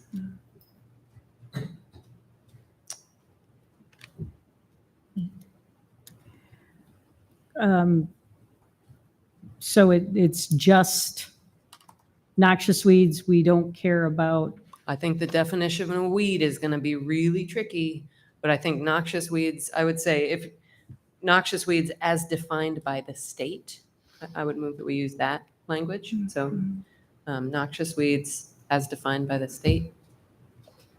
So we have made a distinction between a noxious weed and a weed in the definitions. So was the intent on this, Sarah, to capture both the category of just annoying weeds that are tall and noxious weeds? Yeah, I think so. The problem with noxious weeds is that state code section hasn't been updated in years. And I would probably defer to the forester, but there are several new weeds that are invasive and noxious and cause rashes and everything that are not on the state noxious weed list that this would give us the ability to enforce on. But we could add something in that it's determined invasive by the city forester or something like that. Sure, some language like that, yeah. Noxious weeds as determined by the city forester. But how do you reconcile number 11, turf grass is exceeding 12 inches in height? So Yeah, it's well, if I can finish, you're okay with having 18-inch weeds, but turf grasses can only be 12 inches. well, I was okay knocking out number 11 too, but I kind of doubt the rest of you are, so I wasn't going to do that tonight. So then we're asking the staff to separate out between turf grasses and weeds. I mean, Well, I'm not.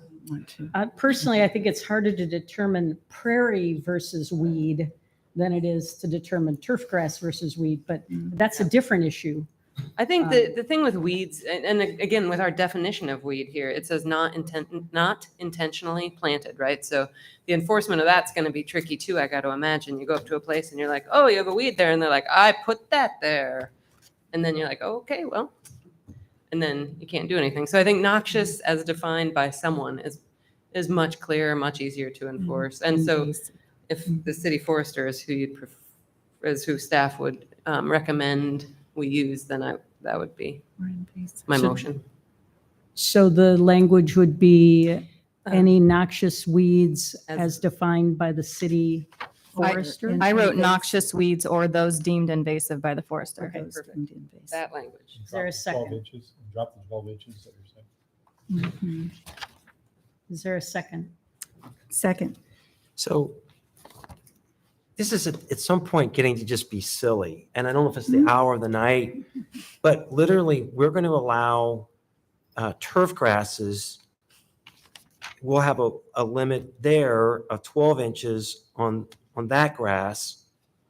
But if there's weeds, it could be 2 feet tall and we don't care as long as they're not noxious weeds. I mean, it's just really what we want to be doing. Well, again, I told you my opinion on turf grasses already. So. We have a motion on the table. All those in favor say aye. Aye. All opposed, nay. Nay. Motion carries. Okay, That's it. I'm done. That's all I got for today. does anyone else have anything before we open it up? Now that we've cleaned up some of the aesthetic issues and other concerns that we received, we will take input from anyone who would like to speak. And I have been advised that we would appreciate it if you would keep your input to 3 minutes so that we can get people cycled through quickly. And if you hear someone saying the same thing that you came to say, please just say, I agree with what's been said, rather than restating it. We have read all of the emails that we've received. And in fact, we've probably read them multiple times because we have received them and then we also received them in the packet.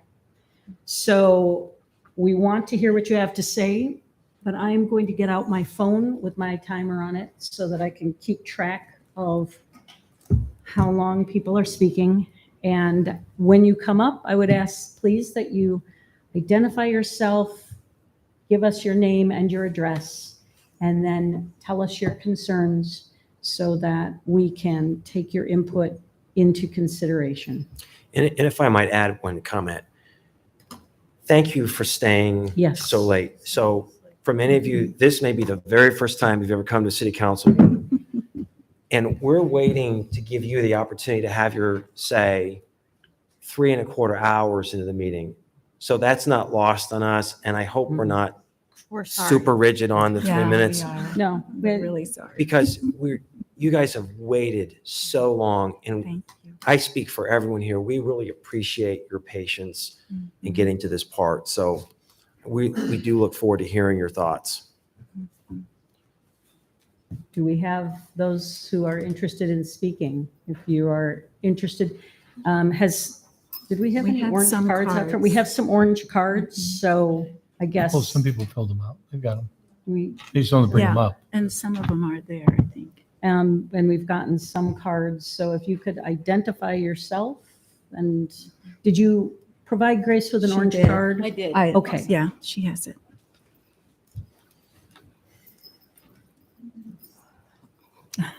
Feel free to adjust. Hi, I'm Ann Resarch, and I live at 1414 Kellogg. And I'm glad that, as tedious as it was to listen to all that, I'm glad that I did, because some of the things that were really concerning me have been addressed. Thank you very much. Thank you very much, all of you. So my background is connected to writing legislation at the state level. And at that level, you do a whole lot of, you write the code, and then you write administrative rules to say what the agency's going to do, and then you have an employee manual that says what's going to happen on the street. And so you're not authorized to just make what seems to me to be arbitrary decisions. I know nothing about city government. It seems the opposite here, that you write something so rigid, you give yourself no wiggle room. But then in reality, that's not what's going to happen. That's hard for me to get my head around that. I kind of like it because it's sort of folksy, but it seems like not equitable. So that concerns me. So when we would draft legislation, we would say to ourselves, do we want some flexibility in this area? If so, use words like may, or words like someone mentioned adding, I think Rachel, adding something about making a plan. Yeah, put that in there. And I know Amber said maybe not in the ordinance, you put it somewhere else. Well, maybe, but then it needs to be something that the public sees. And so I say whatever it is that you're doing, don't make it so that a person has to be at a meeting like this to understand it. They need to understand it as it's written. I have worked some with Sarah, and she is very nice and good to work with. Let that be clear to people that this reads really rigidly, but in reality, humans are going to work with humans. That's my advice to you. It's the appeal process kind of threw me off because it looks like the only thing you can appeal is was it or was it not a nuisance? That's almost always going to be a denial on appeal because it was a nuisance because you have a very rigid ordinance.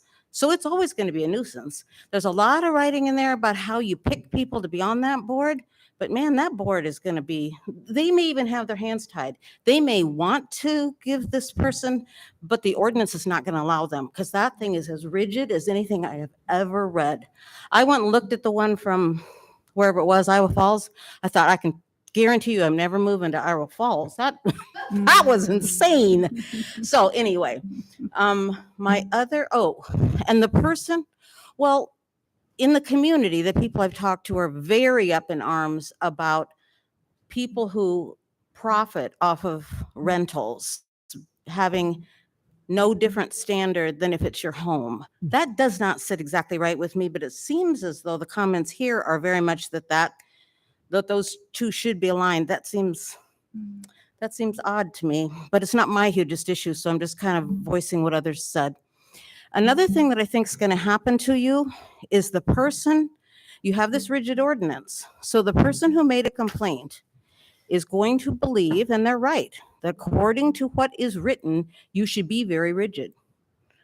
So it's on the one person's hand that I don't think that it should read so rigidly, but it's also on the hand of the person who's making the complaint. They say, you guys don't follow through because you don't use the tool as it's written. You let them off the hook. I hear it from people all the time. So if you could tie that up somehow so that the enforcement was easier and it made more sense to people. And I'm going to be done in a minute. The last thing I want to do, I've said it and you guys have gotten lots of notes from me. I think pitting neighbor against neighbor is a very bad move. I think it's dangerous in this day and time that you've got people that you're making them angry with each other. I do mediations all the time. People have guns in their couches. I'm telling you, making people angry with each other is not what this community should be about. I read your vision statement. Ames, Iowa is a forward-thinking community. I loved it, and I love this city. Don't make people angry with each other. Think more about how that could happen. I understand that the city doesn't want to be Big Brother, and I think that is awesome as well. So it's going to take a lot of good thinking to come up with, well, how could we take in complaints? I, on my own street, have heard it and seen it. People are guessing who turned in whom. Was it the person that I just rescued their cat and then they turned around and neighborhood mediations, which I do in Des Moines, are the hardest mediations there are because people dig their heels in for years before they come to the table. And they're not about to give up easily. So don't create that in the Ames if there's any way to avoid it. Thanks for listening and thanks for the wonderful changes you guys have already made. I have a lot of trust that it's going to come out okay. Thank you for your input. Thank you. Next, Grace, do you have a card for us? Keith?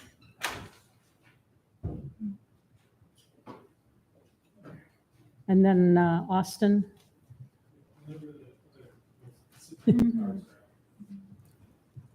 Go right ahead. Thank you. Keith Coots, 621 7th Street here in Ames.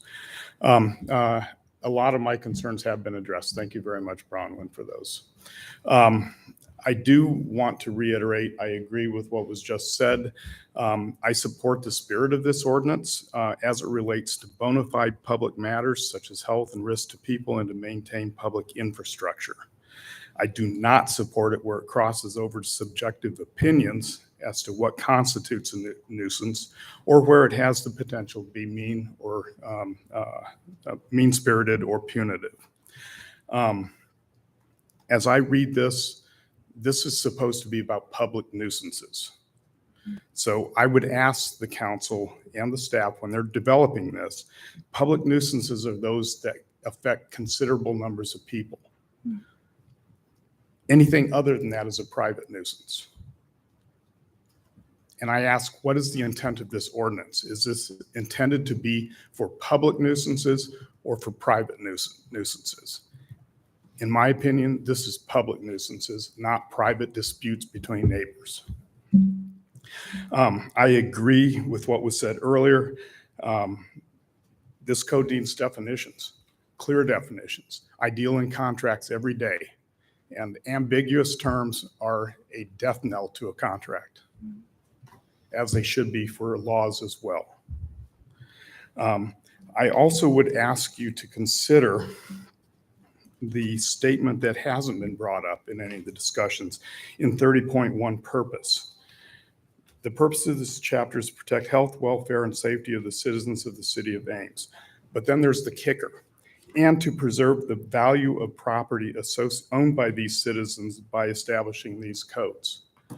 You've now thrown something in there that takes all of this discussion where we've taken out aesthetics and you put it right back in because you've said, this is hurting my property value. Now you have an issue. So if you're going to not deal with aesthetics and person-to-person disputes, you can't make it about economic development or perceived value of property. You've got to take that out of there. That should not be what the intent of a minimum property standard code to be. Thank you very much. Thank you. Austin. What's that? We can do Hang that. on. Just hand that to Grace.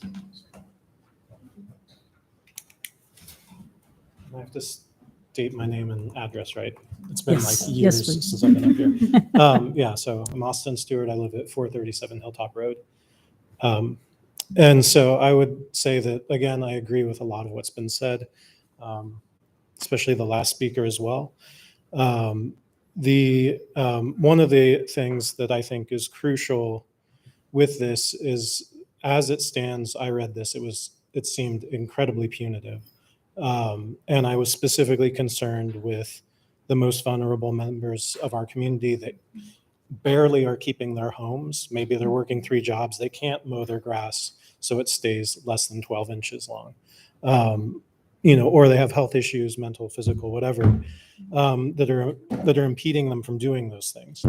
And so I think that unless there is a guarantee that is included in the ordinance to have assistance or some sort of programs, maybe it's a partnership with charitable organizations in the city to help people maintain these things, right? It's incredibly expensive to tow a junked car, right, out of your property. It's expensive to cut down a massive tree that's a danger, right? And do you want somebody who's like physically unwell out there with a chainsaw trying to remove it themselves? Like, we need to have something that guarantees that they can do that, because otherwise it is punitive, and it really definitely impacts the most vulnerable people we have, that own property in our community. The other thing, the divisiveness of this being a complaint-based system has been brought up as well. I think that's terrible. Like, it just pits people against each other. It's really awful. Like, if we talk about community and health, it's a terrible idea. The last thing, I had one last note on here. And now I cannot find it.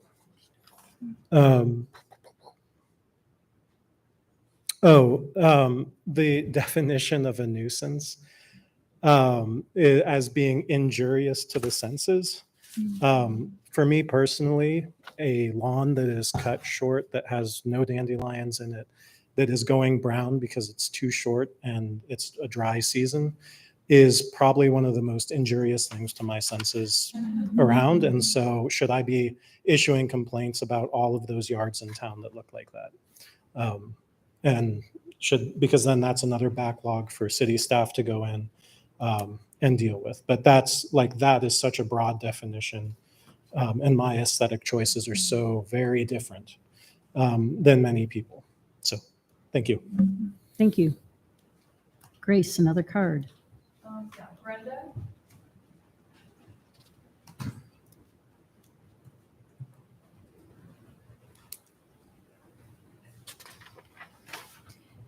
Brenda Coots, 621 7th Street. And I really appreciate that a lot of my comments have been addressed. There's only one left that hasn't been addressed by somebody previously to me, is about the pruning heights of the trees over walkways and streets. I think that 8 or 10 feet over the sidewalk and 16 feet over the street is excessive. Semis, which are our most common large vehicles, are under 14 feet. And I don't think we are going to be expecting to have semis driving down all of our residential streets. And I'm also concerned that those heights may be injurious to the trees themselves. If you're pruning, a significant portion of the tree, you've guaranteed you've killed it. And I thought we were a tree city. That's the only thing I had to add. Thank you. Thank you. Do we have another one? Do we have anyone else who would like to speak to this?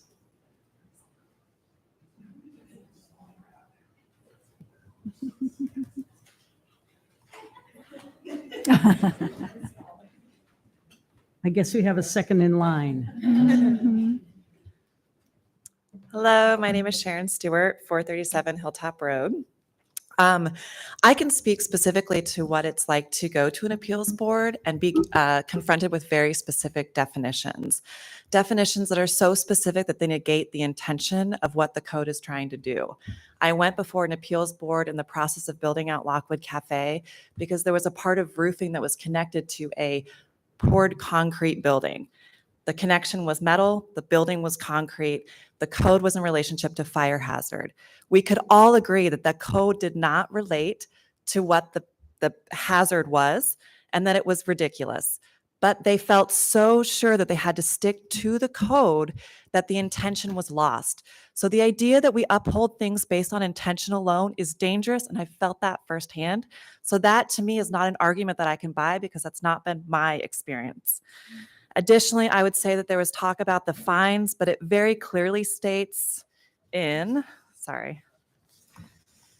section, in the appeal section, 3.8, where is it? Hold on. I don't see it here, but it was very clear that the first fine would be waived, but then thereafter the fines would be imposed on the person being called out for not having whatever the neighbors want them to have. And furthermore, but in addition to last night, was it last night, Austin, 2 nights ago? We had dinner with some neighbors of ours and we were talking about this. And one of the things that we brought up was that our yard would definitely be in violation. In the process of the years that we've lived there, we've lived in the same home for 10 years. We've gone through different phases of connectiveness with our yard. And part of the time that we weren't able to keep a perfectly pristine yard and the weeds were much higher than 12 inches, I'm going to go with feet, they were feet. We were in the process of building out a community space. We were in the process of trying to engage with our neighbors. We were in the process of raising small children. And so reading this, I feel personally attacked. Now our yard is in a much better place. We are financially in a position where we can afford the neighbor person to mow our lawn, which is luxurious. And we were able to get garden beds that weren't working for us removed and plant grasses that are native and really try to build up the presence of our home as a place that we want to be. And I can tell you, those years that we were working on our yard, I felt shame pulling into my driveway. I wanted my yard to look good. Nobody feels good about pulling up to their house and looking at it and not being proud of the way it looks. So to feel punished or critiqued by that is really shameful, and it's not kind. And I think as a community right now, especially in such a divisive time, we need to focus on being kind to each other. So instead of having a board that reviews all of these complaints, what if we have a board that engages with community to find those homes that need assistance, reach out to them, and find ways to help each other? There are volunteer programs that we could work with. If the amount of money that has been spent on this alone, not to mention the donation of time by community members, if we funneled that money into actually providing care for our neighbors, we would be a much happier community and a much healthier community. So that's all I've got. Thank you. Thank you, Sharon. I'm Robbie Wessel Crochelle, 7177 Street. And I'd just like to start by saying everything that everyone has said has been really amazing. And I also commend, Bronwyn for, doing your best to remove a lot of those stipulations about aesthetics within the thing. But what I have is kind of small, but has the potential to be quite large. And it's something that Tim touched on, was about the enforcement and inspections and perhaps the necessity that, you mentioned there was a conversation about needing to add more FTEs, having a larger group of people working on inspections, because I can't really believe that in a system that's based on this kind of community policing, that there will not be more complaints that will need to be addressed. And that just seems like something that has the potential to be a very huge problem. That just can, become something that's larger than it seems right now. Because again, when we're talking about, these difficulties with our neighbors, there needs to be some kind of mediating force. And when we're already struggling to have, I was shocked by the numbers of citations that were given out to these, because I see what's happening in some of the rentals in our community. And I just think that if we're going to run into a larger problem with inspections, that's really it. Everyone else has said something, just everything else has been said. It's been really amazing. Thanks a lot. Thank you. Anyone else? Thank you for coming.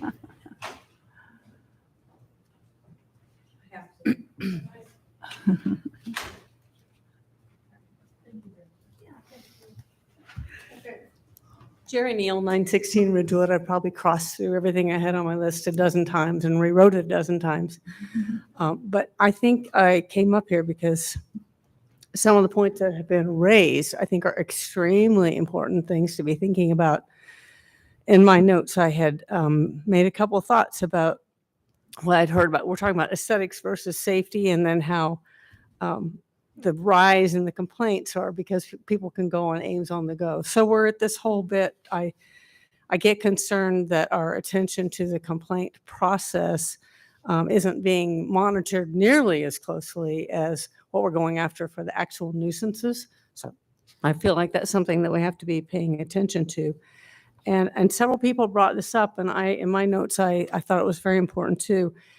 It seems to me really critical to have, I like the nuisance, I like we have an appeals board, I think that's great, but it seems more important that we have an accessible, well-defined, easily accessible pathways to get approval before you get into being cited for a nuisance. And I think the specific example, I might give an example, right-of-ways, how we're using our right-of-ways. The city's already made a commitment to thinking about, we want to look differently at our parks. We want to look differently at stormwater infiltration. We want to have places where we're having prairie plants. So we have staff in place that does that. And maybe there's just a creative process where, as long as you've had a chat with them and gotten it approved, and they said, yeah, that kind of works, it goes. If I walk down the street from my house right now, about 4 or 5 houses down, somebody has tomatoes planted in their right-of-way. They're beautiful planters, and they're spaced, and it's all cleaned around there, and everybody has a wire cage, which would now be allowed, right? So I feel like as we're looking at the changes that are happening, our ideas of what are neat and beautiful are going to change. other people have mentioned that, your idea of what's an aesthetic and what is insulting to me or insulting to somebody else can be very different things. So I appreciate the work that's done here. I really appreciate that you decided to extend the comment period. I think it's messy and really important. So I'm glad that you did that. And I'm appreciative to kind of calling out, what's our intent here and how is it that we're going to make this work for the city. So that's it. I think. Thanks, Jerry. Anyone else? If not, we will continue the hearing on August 8th. Council, do you have? Make any more Yes, motions? yes. Do we have additional changes? Yeah, so the section 30.8 purpose, I would like to, maybe it's not 30.8, where we say purpose, yeah, about the property value, I would like to 30.1. Oh, that part. So it would read, the purpose of this chapter is to protect the health, welfare, and safety of the citizens of Ames. And it would cross out that section, and then it would continue with by establishing minimum property maintenance standards and continue the rest of the sentence. Yeah. I'll So second. just, yeah. remove that. One thing that I've seen in some other ordinances that don't reference property value is that they do reference that properties remain fit for occupancy. And I think that's important when we talk about neighborhoods and ensuring that affordable neighborhoods remain healthy and viable, that part of this is driven by wanting to maintain neighborhoods and keeping homes fit for occupancy. Would you say fit for, Sarah, maybe, would you say fit for occupancy is already encapsulated in the health, welfare, and safety of that sentence, or would this be something we would need to add? I think it kind of does add to the intent a bit. So I don't know if I can rework it right now to make it sound right, but certainly could, on the 8th, we can maybe look at it and have some different options for you.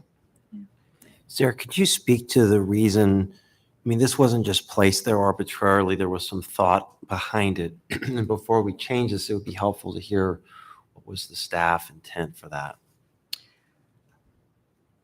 I think it was copied from Cedar Falls.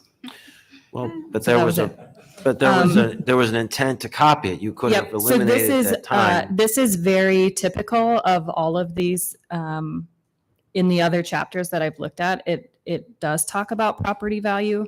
That's pretty normal, but we certainly don't have to. And so, from a planning perspective, what would be the value of having that? If the fact that other communities use this language should give us pause before we just quickly remove it. What are your thoughts on that? So I think there's a lot of things that's the way it's been, and they haven't been evaluated. One thing we brought back to you last time was that, we had initially asked for that abatement tool to be able to enter the property and remove items. Almost every section that I've looked at for other jurisdictions has that. We're understanding now from our legal department that that's not legal.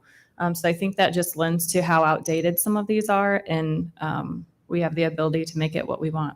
Okay. I think too that we have had some discussions as a council about the integrity of the housing stock in our neighborhoods. And I know people are upset about using that term, housing stock, but we're very concerned about making sure that we have affordable housing available, and our older housing is some of the most affordable in the community, and we have to try and ensure that it stays livable. And so the integrity of the property, maybe that's preserve the integrity of properties owned by citizens. That may get at that need and not bring value into it. Because our concern is that the properties not be damaged by water or rodent intrusion or whatever other safety concerns that we have. Would that work for staff? Integrity, I preserve the integrity of property owned by these citizens. We can always see if this one to strike the words goes and then maybe make another motion to have staff edit this to include being fit for occupancy at the next Sure. meeting. Yeah, I think that it's a good opportunity for us to look at it, and I like to say Amesify it, like make it what we want instead of it was just copied. I think a couple things were changed, but the idea wasn't. And based on what we're hearing and what we want to explain to our customers, I think it's a good time to change it. Because I thought it might say health, welfare, and safety of the citizens of the city of Ames and its neighborhoods. We're concerned about the health, welfare, and safety of our neighborhoods as well. And that brings in So the buildings, Rachel, but did we you, can let them. I don't know that that was an actual motion or it was just you were interested in doing something with that. Do you have a motion that we can Yeah, I think second? Bronwyn seconded it. Did you second it? Yeah. Okay. To remove that line. So We could just do that and then maybe make another one. we'll have another motion. Okay, so for this particular motion, then it's ending at City of Ames and restarting at by establishing. Minimum property. Okay. All those in favor say aye. Aye. All opposed, nay. Do you have another motion to go with that? So I would make a motion, and I'm not going to wordsmith it. You guys can come back with something at the next meeting, but to insert some language in there about whether it's the integrity of the property, that the properties remain fit for occupancy. Again, I think you guys can find some best practices and come back with something. I'll second. Discussion? That you might also consider Anita's suggestion about neighborhoods. That seems to also be part of that concern. All those in favor say aye. Aye. Opposed, nay. Motion carries. Other motions, council? I'd like for us to, I'd like to move that we reduce those penalties. I understand that there is an initial contact that may not involve any violation, but just knowing how these types of processes can disproportionately affect marginalized groups, I would like to see that 500 dropped to maybe, I don't know, I'm willing to consider what's consistent with others, but I'm thinking 200 or something like that. And, which specifically are you? I'm looking at section 30.3, municipal infraction punishable by a penalty of $500 for a person's first violation thereof, and a penalty of $750 for each repeat violation. I would like those to come down. I'll second. Mark, is there any consistency in that, how we've done that in the code? For any reason to be consistent or not consistent? Or any danger? Because I think these came from a variety of places and they were $75 and on up. Yeah, so this is what most of the violations are now. There is, I was trying to look up the chapter. There's another chapter that states municipal infractions, and I believe they're like 50, they're much lower. So we could go to that and just say a municipal infraction citation, and then the code already defines what that is. Yeah, and that's $30 for first violation, and then $100 for subsequent, and then $200 for a third violation. So that's just the standard, but you can set anything up. The Iowa Code sets a maximum for municipal infractions of $750 for first offense and $1,000 for subsequent. So you can do anything, in that range. And, certainly different things in the code have different penalties. So, but you can certainly establish a lower penalty if you choose to, other than the $500. So your motion is? My motion is to move that down for a first infraction to 50, with subsequent infractions being at 100. Is there a second? I'll second that. Discussion? All those in favor say aye. Aye. Opposed, nay. Motion carries. Anything else? So to the point of section 30.5 and the nuisance and how it's defined, I wonder if we can either relook at that first sentence or just pick up with nuisances shall include, but shall not be limited to the following. And so that idea of what's injurious and obstruction of free use. And so things that are more hard to quantify and that are different for each person. So it's a suggestion that we might rethink that first sentence. Do we have nuisance defined in other aspects of the code? Yeah, that's what I'm looking at. I know that we define it in the dangerous building code. I think it's also in the zoning code somewhere. Again, this language was taken from one of those. So this is not new language. Doesn't mean it can't be changed. I would like to propose that we relook at that language, and if you could bring something else back to us that's less up to the individual to define, if I'll that's second. possible. Okay, any discussion? Wait, Less subjective. Subjective. Because Less what's injurious subjective. to your senses and what's injurious to my senses Could be might not very be the same different. thing. Well, maybe you don't even care about injuries to the senses. You want to strike that concept, don't you? Yes. So I want staff to look at and propose some other options for us. But that deals with how it interferes with other people's enjoyment Mhm. of the property. That's a different concept. You understand? It's a broader Mhm. concept. Is that what you want? Like it's the public nuisance versus the individual. This says what you do on your property if I have objection to it. Mhm. It's a broad concept. Do you want that in there? And I, See what I'm saying? and Mark, maybe to this point, if we could have you clarify, That's your neighborhood. How it Mhm. affects the other neighbors. Maybe you don't want that. I try really hard to stay in my lane, so I'll ask you to speak to this. Isn't this using a reasonable person standard? I mean, there's a whole list of how many subsections here? 23 of these things that are all aimed at trying to define nuisances and the acts that constitute that. But it's not what Sarah finds as being injurious to her senses. Isn't this a Right. reasonable person standard? Yeah, it would come down to reasonable person standard. And that's in all kinds of area of the law where, there are standards like this. It's, someone has to look at it from would a reasonable person find this to be offensive?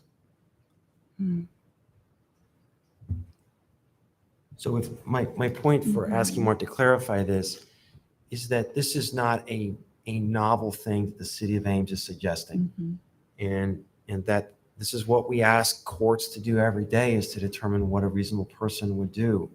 And we've provided ample, we could go through here and look at the different ways in which we've provided guidance on that. So I think it's acceptable in its current form.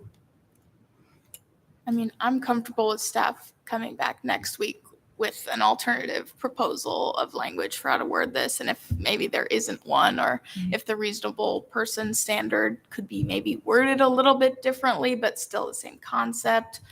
I'm interested in seeing that next week or 2 weeks. And I don't want to make it difficult for us in terms of how the legal system expects to see things, but I would like to know if there are some other options, and if there aren't, they're just. So I don't think that there's an issue with just removing the whole first sentence. Because we're using all of the other subsections to define what we say a nuisance is, Right. right? So the first sentence doesn't, I don't think, really need to be there. Okay. You mean rather than define what nuisance is, just the following The following are- are, we have Mhm. determined the that are following are illegal, right? nuisances. Or Mhm. whatever you want to say. And does that work, Mark? Or do you have Yeah. to define it Okay. as a nuisance to make it? No. You have to do that in the code? Nuisances shall. No, we're deeming the following things illegal. nuisances and they shall be Right. enforced Yeah. through this as a nuisance. Right. The only Right. thing that I think is problematic is, but shall not be limited to, which is covered by that first sentence, which opens it up to Mm. other things that we might not Well, have it's limited to considered. the following. And I don't know whether we want to That open should it be up in to other there. things we Yeah. haven't It's considered. just- I think No. that can be deleted too. Yeah. So delete the first sentence and If you wanna then add just say something, you can add it. nuisances. Otherwise, Nuisances shall Include. include the following. Shall include. Right. following. Is So that your motion, Anita? now, yeah, I am willing to amend it to that because we've struck a little bit more, which okay, is fine. so I would suggest withdrawing the original motion Okay. and making this motion.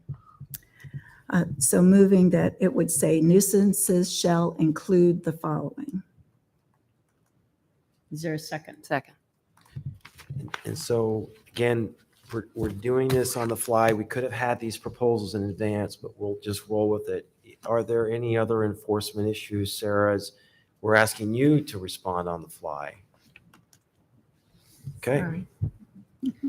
All those in favor say aye. Aye. All opposed, nay. Motion carries. Other changes? Does council have any interest in revisiting the concern over dead trees on private property that could fall on neighbors' properties? Can we even do that legally? I mean, I just know insurance wise, that's not doable. I mean, I think if there's an interest in doing that, we make a motion to ask staff to bring back language and not try to write it up. I Sure. agree. Well, I'll try a motion. I would move we ask staff to bring back language that covers dead trees on private property that could endanger the property of I'll others. second. Any discussion? All those in favor say aye. Aye. All those opposed, nay. Motion carries. And we can discuss further whether we actually want that language once we see what staff proposes. Anything else that you would like to change? If not, staff, are we able to have these changes for August 8th for our first reading? Then I guess we will wrap this up for this evening. Mark, we don't need another motion, do we, to close proceedings since we've left the hearing open? Right. All right. Thank you very much, those of you who stayed with us. We really appreciate you coming and for being such good civil contributors to the ongoing discussion. Thanks, Rich and Sarah. Yeah, thank you, staff. A lot of work. All right. Might we take a 2-minute break? I know. Just zoom through. But we're so close. We're so close. Okay. We're so close. I would rather Hey. power through these last Going. few. You sure? Um, Aren't you? The next, unless you think the next one's going to be controversial.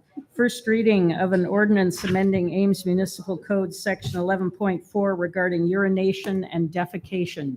Chief Huff, you're back with us. I'll make this brief. The way the code is written now leaves a loophole that someone could urinate or defecate in public view and not necessarily violate the code. Where this comes into play mostly is with our nuisance party violations, where a neighbor is complaining about that. And in some cases, that would make it difficult for us to prosecute. So we're just asking to add a little bit of language that would clarify the code, that would include anywhere that's viewable to the public, but not places that are meant for that purpose.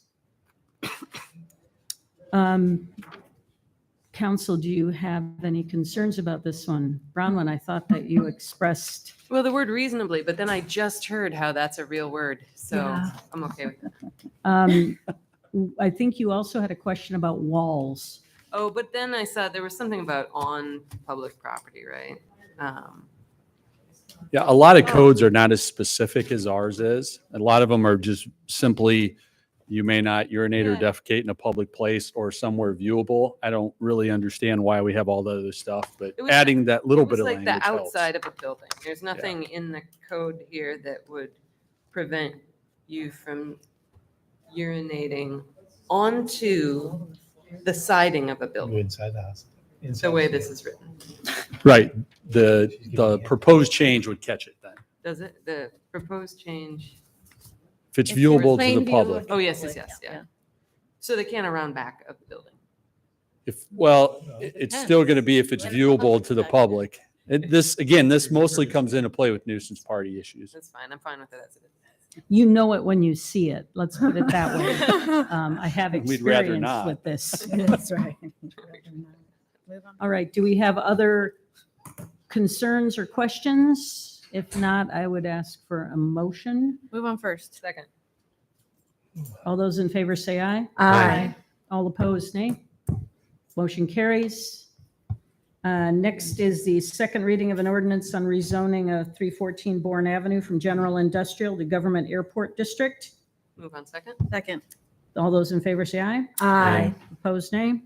Motion carries. And second reading of an ordinance on zoning text amendment to parking standards for retail sales and services general to 2 spaces per 1,000 square feet. Move on second. Second. All those in favor? Aye. Right. Opposed, nay. Did I just do all those wrong? Did those need to be roll calls?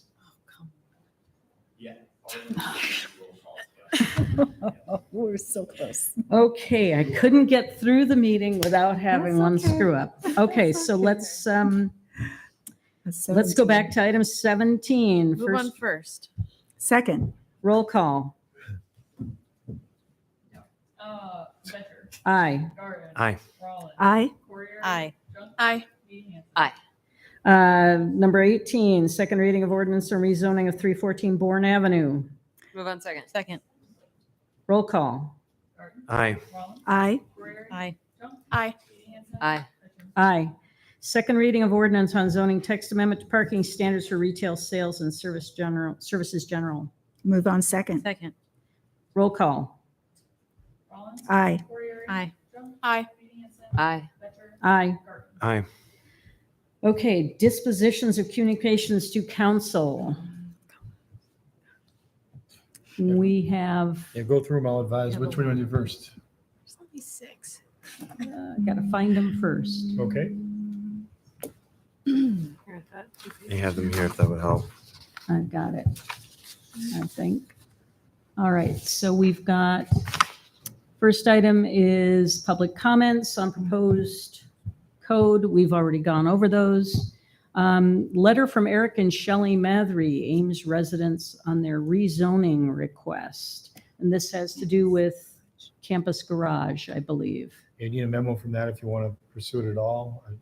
Ask for a memo from staff, planning staff. I would move we ask for a memo on that one. Second. All those in favor? Aye. Opposed? Nay. Motion carries. Letter from Chuck Winkleblack, amendment to Dayton Road Development, Dayton Avenue Development Agreement for speculative building completion date. Need a memo from staff. Can we just put it on an agenda? Well, we got to negotiate some time frame. If you want to skip right to that. Yep. I would. I move that we put this on a future agenda. Second. All those in favor? Aye. Aye. Opposed, nay. Motion carries. Letter from Justin Dodge, amendment to Auburn Trail Subdivision Development Agreement, trigger mechanism for completion of path on the west side of Hyde Avenue.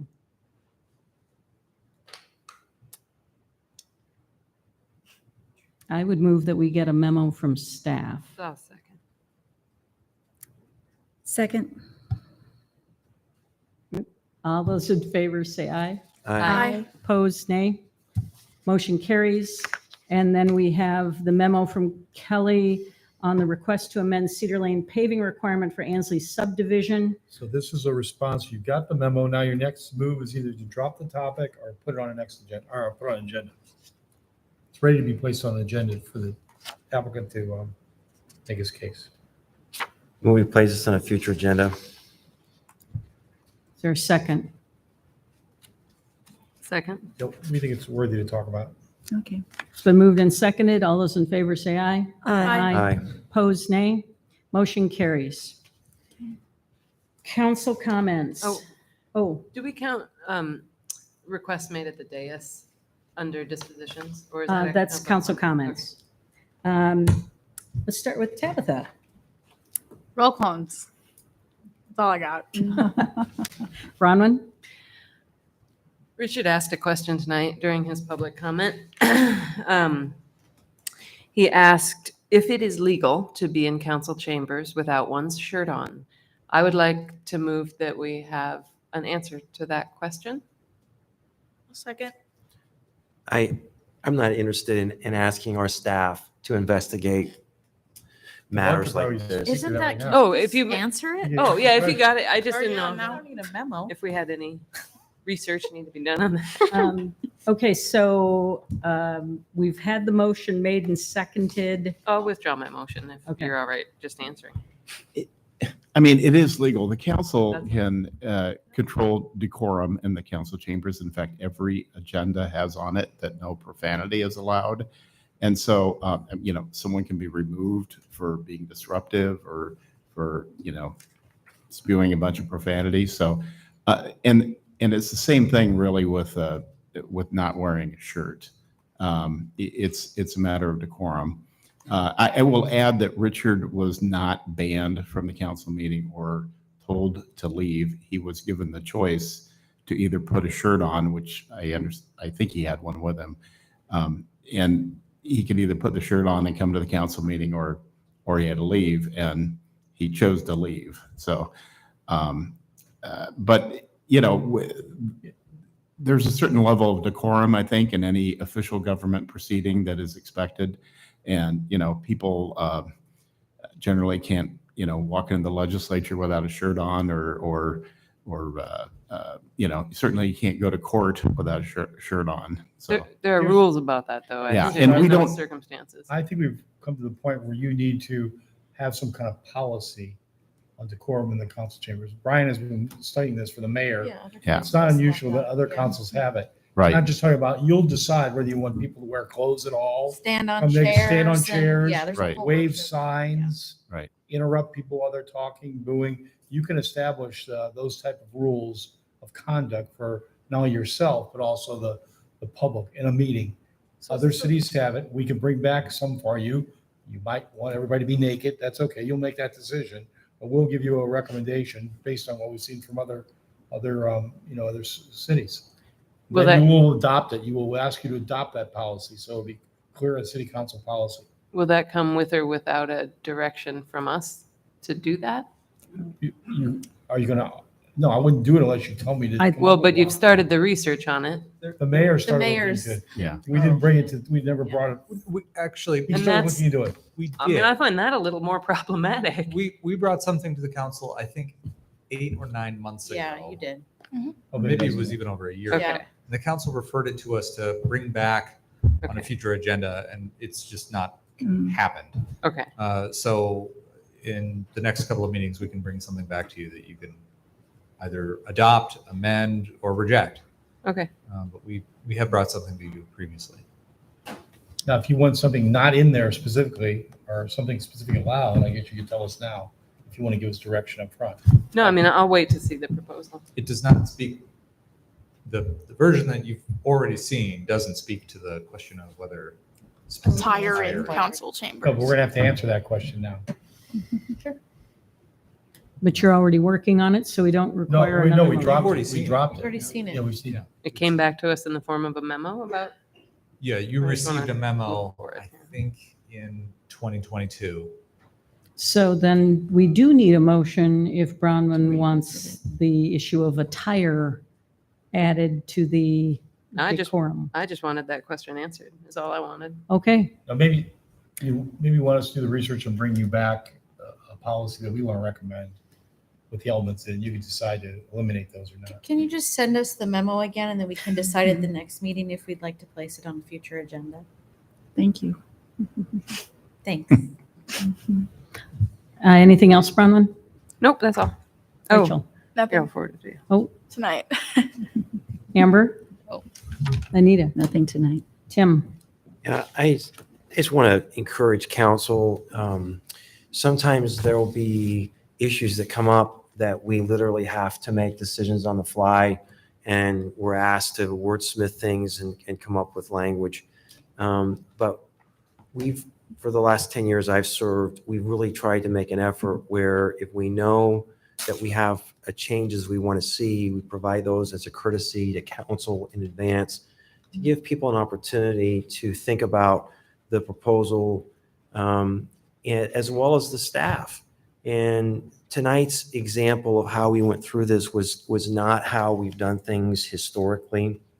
And as a result of that, we've created some interesting disparities. Literally, a property owner who has a lawn that's over 12 inches, well, now we've given them the weed defense that there's now enough content of weeds in their yard that they don't have to mow it.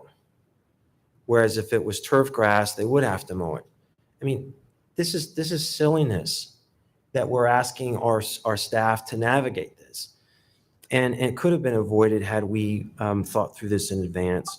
And a final point as we bring closure to this discussion tonight, what can't be lost as well are the people who are living next to homes that have fallen into decay.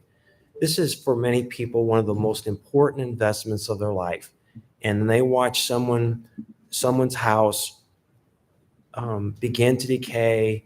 It affects everyone in that neighborhood. And so I just want to make sure we need to be the voice for those people as well, as we think about trying to strike balance in this code. Thanks. That's all I have tonight. I want to thank council for working through some difficult issues tonight. And I'll reiterate thank you to the people who have stayed with us and who stayed for so much of the meeting after those long AMCO reports. And I appreciate staff staying with us as well. So I won't draw things out any longer. It looks like we have a closed session. Mark, Mark? we have legal justification to go into closed My session. one chance to say it and you took it away. We're in a hurry. Believe it. I never get to Too say slow. it. I started. Oh. Yes. Mark. Yes, Iowa Code Section 21.51C allows the council to go into closed session to discuss matters in litigation or threatened litigation. Do I have a motion to go into closed session? Motion. Second. All those in favor? Aye. No, wait a minute. Does this have to be roll call? It has to be a roll call. Okay. Yes. I was about to say. Caught it halfway. Aye. Aye. Aye. Aye. Aye. Aye. All right. So we'll be.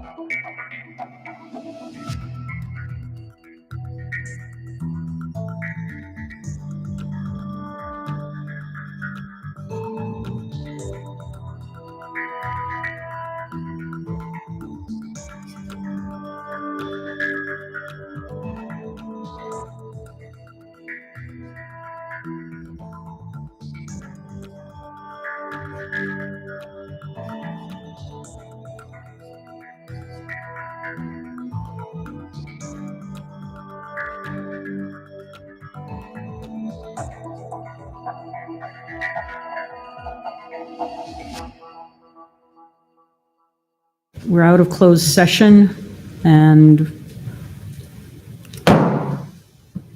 There we go. I would entertain a motion to act on the discussion that we had in closed session. So moved. Second. All those, do we need a roll call on this? Roll call. Roll call. Aye. Aye. Aye. Nay. Aye. Aye. Motion passes. Move to adjourn. Second. All those in favor? Aye.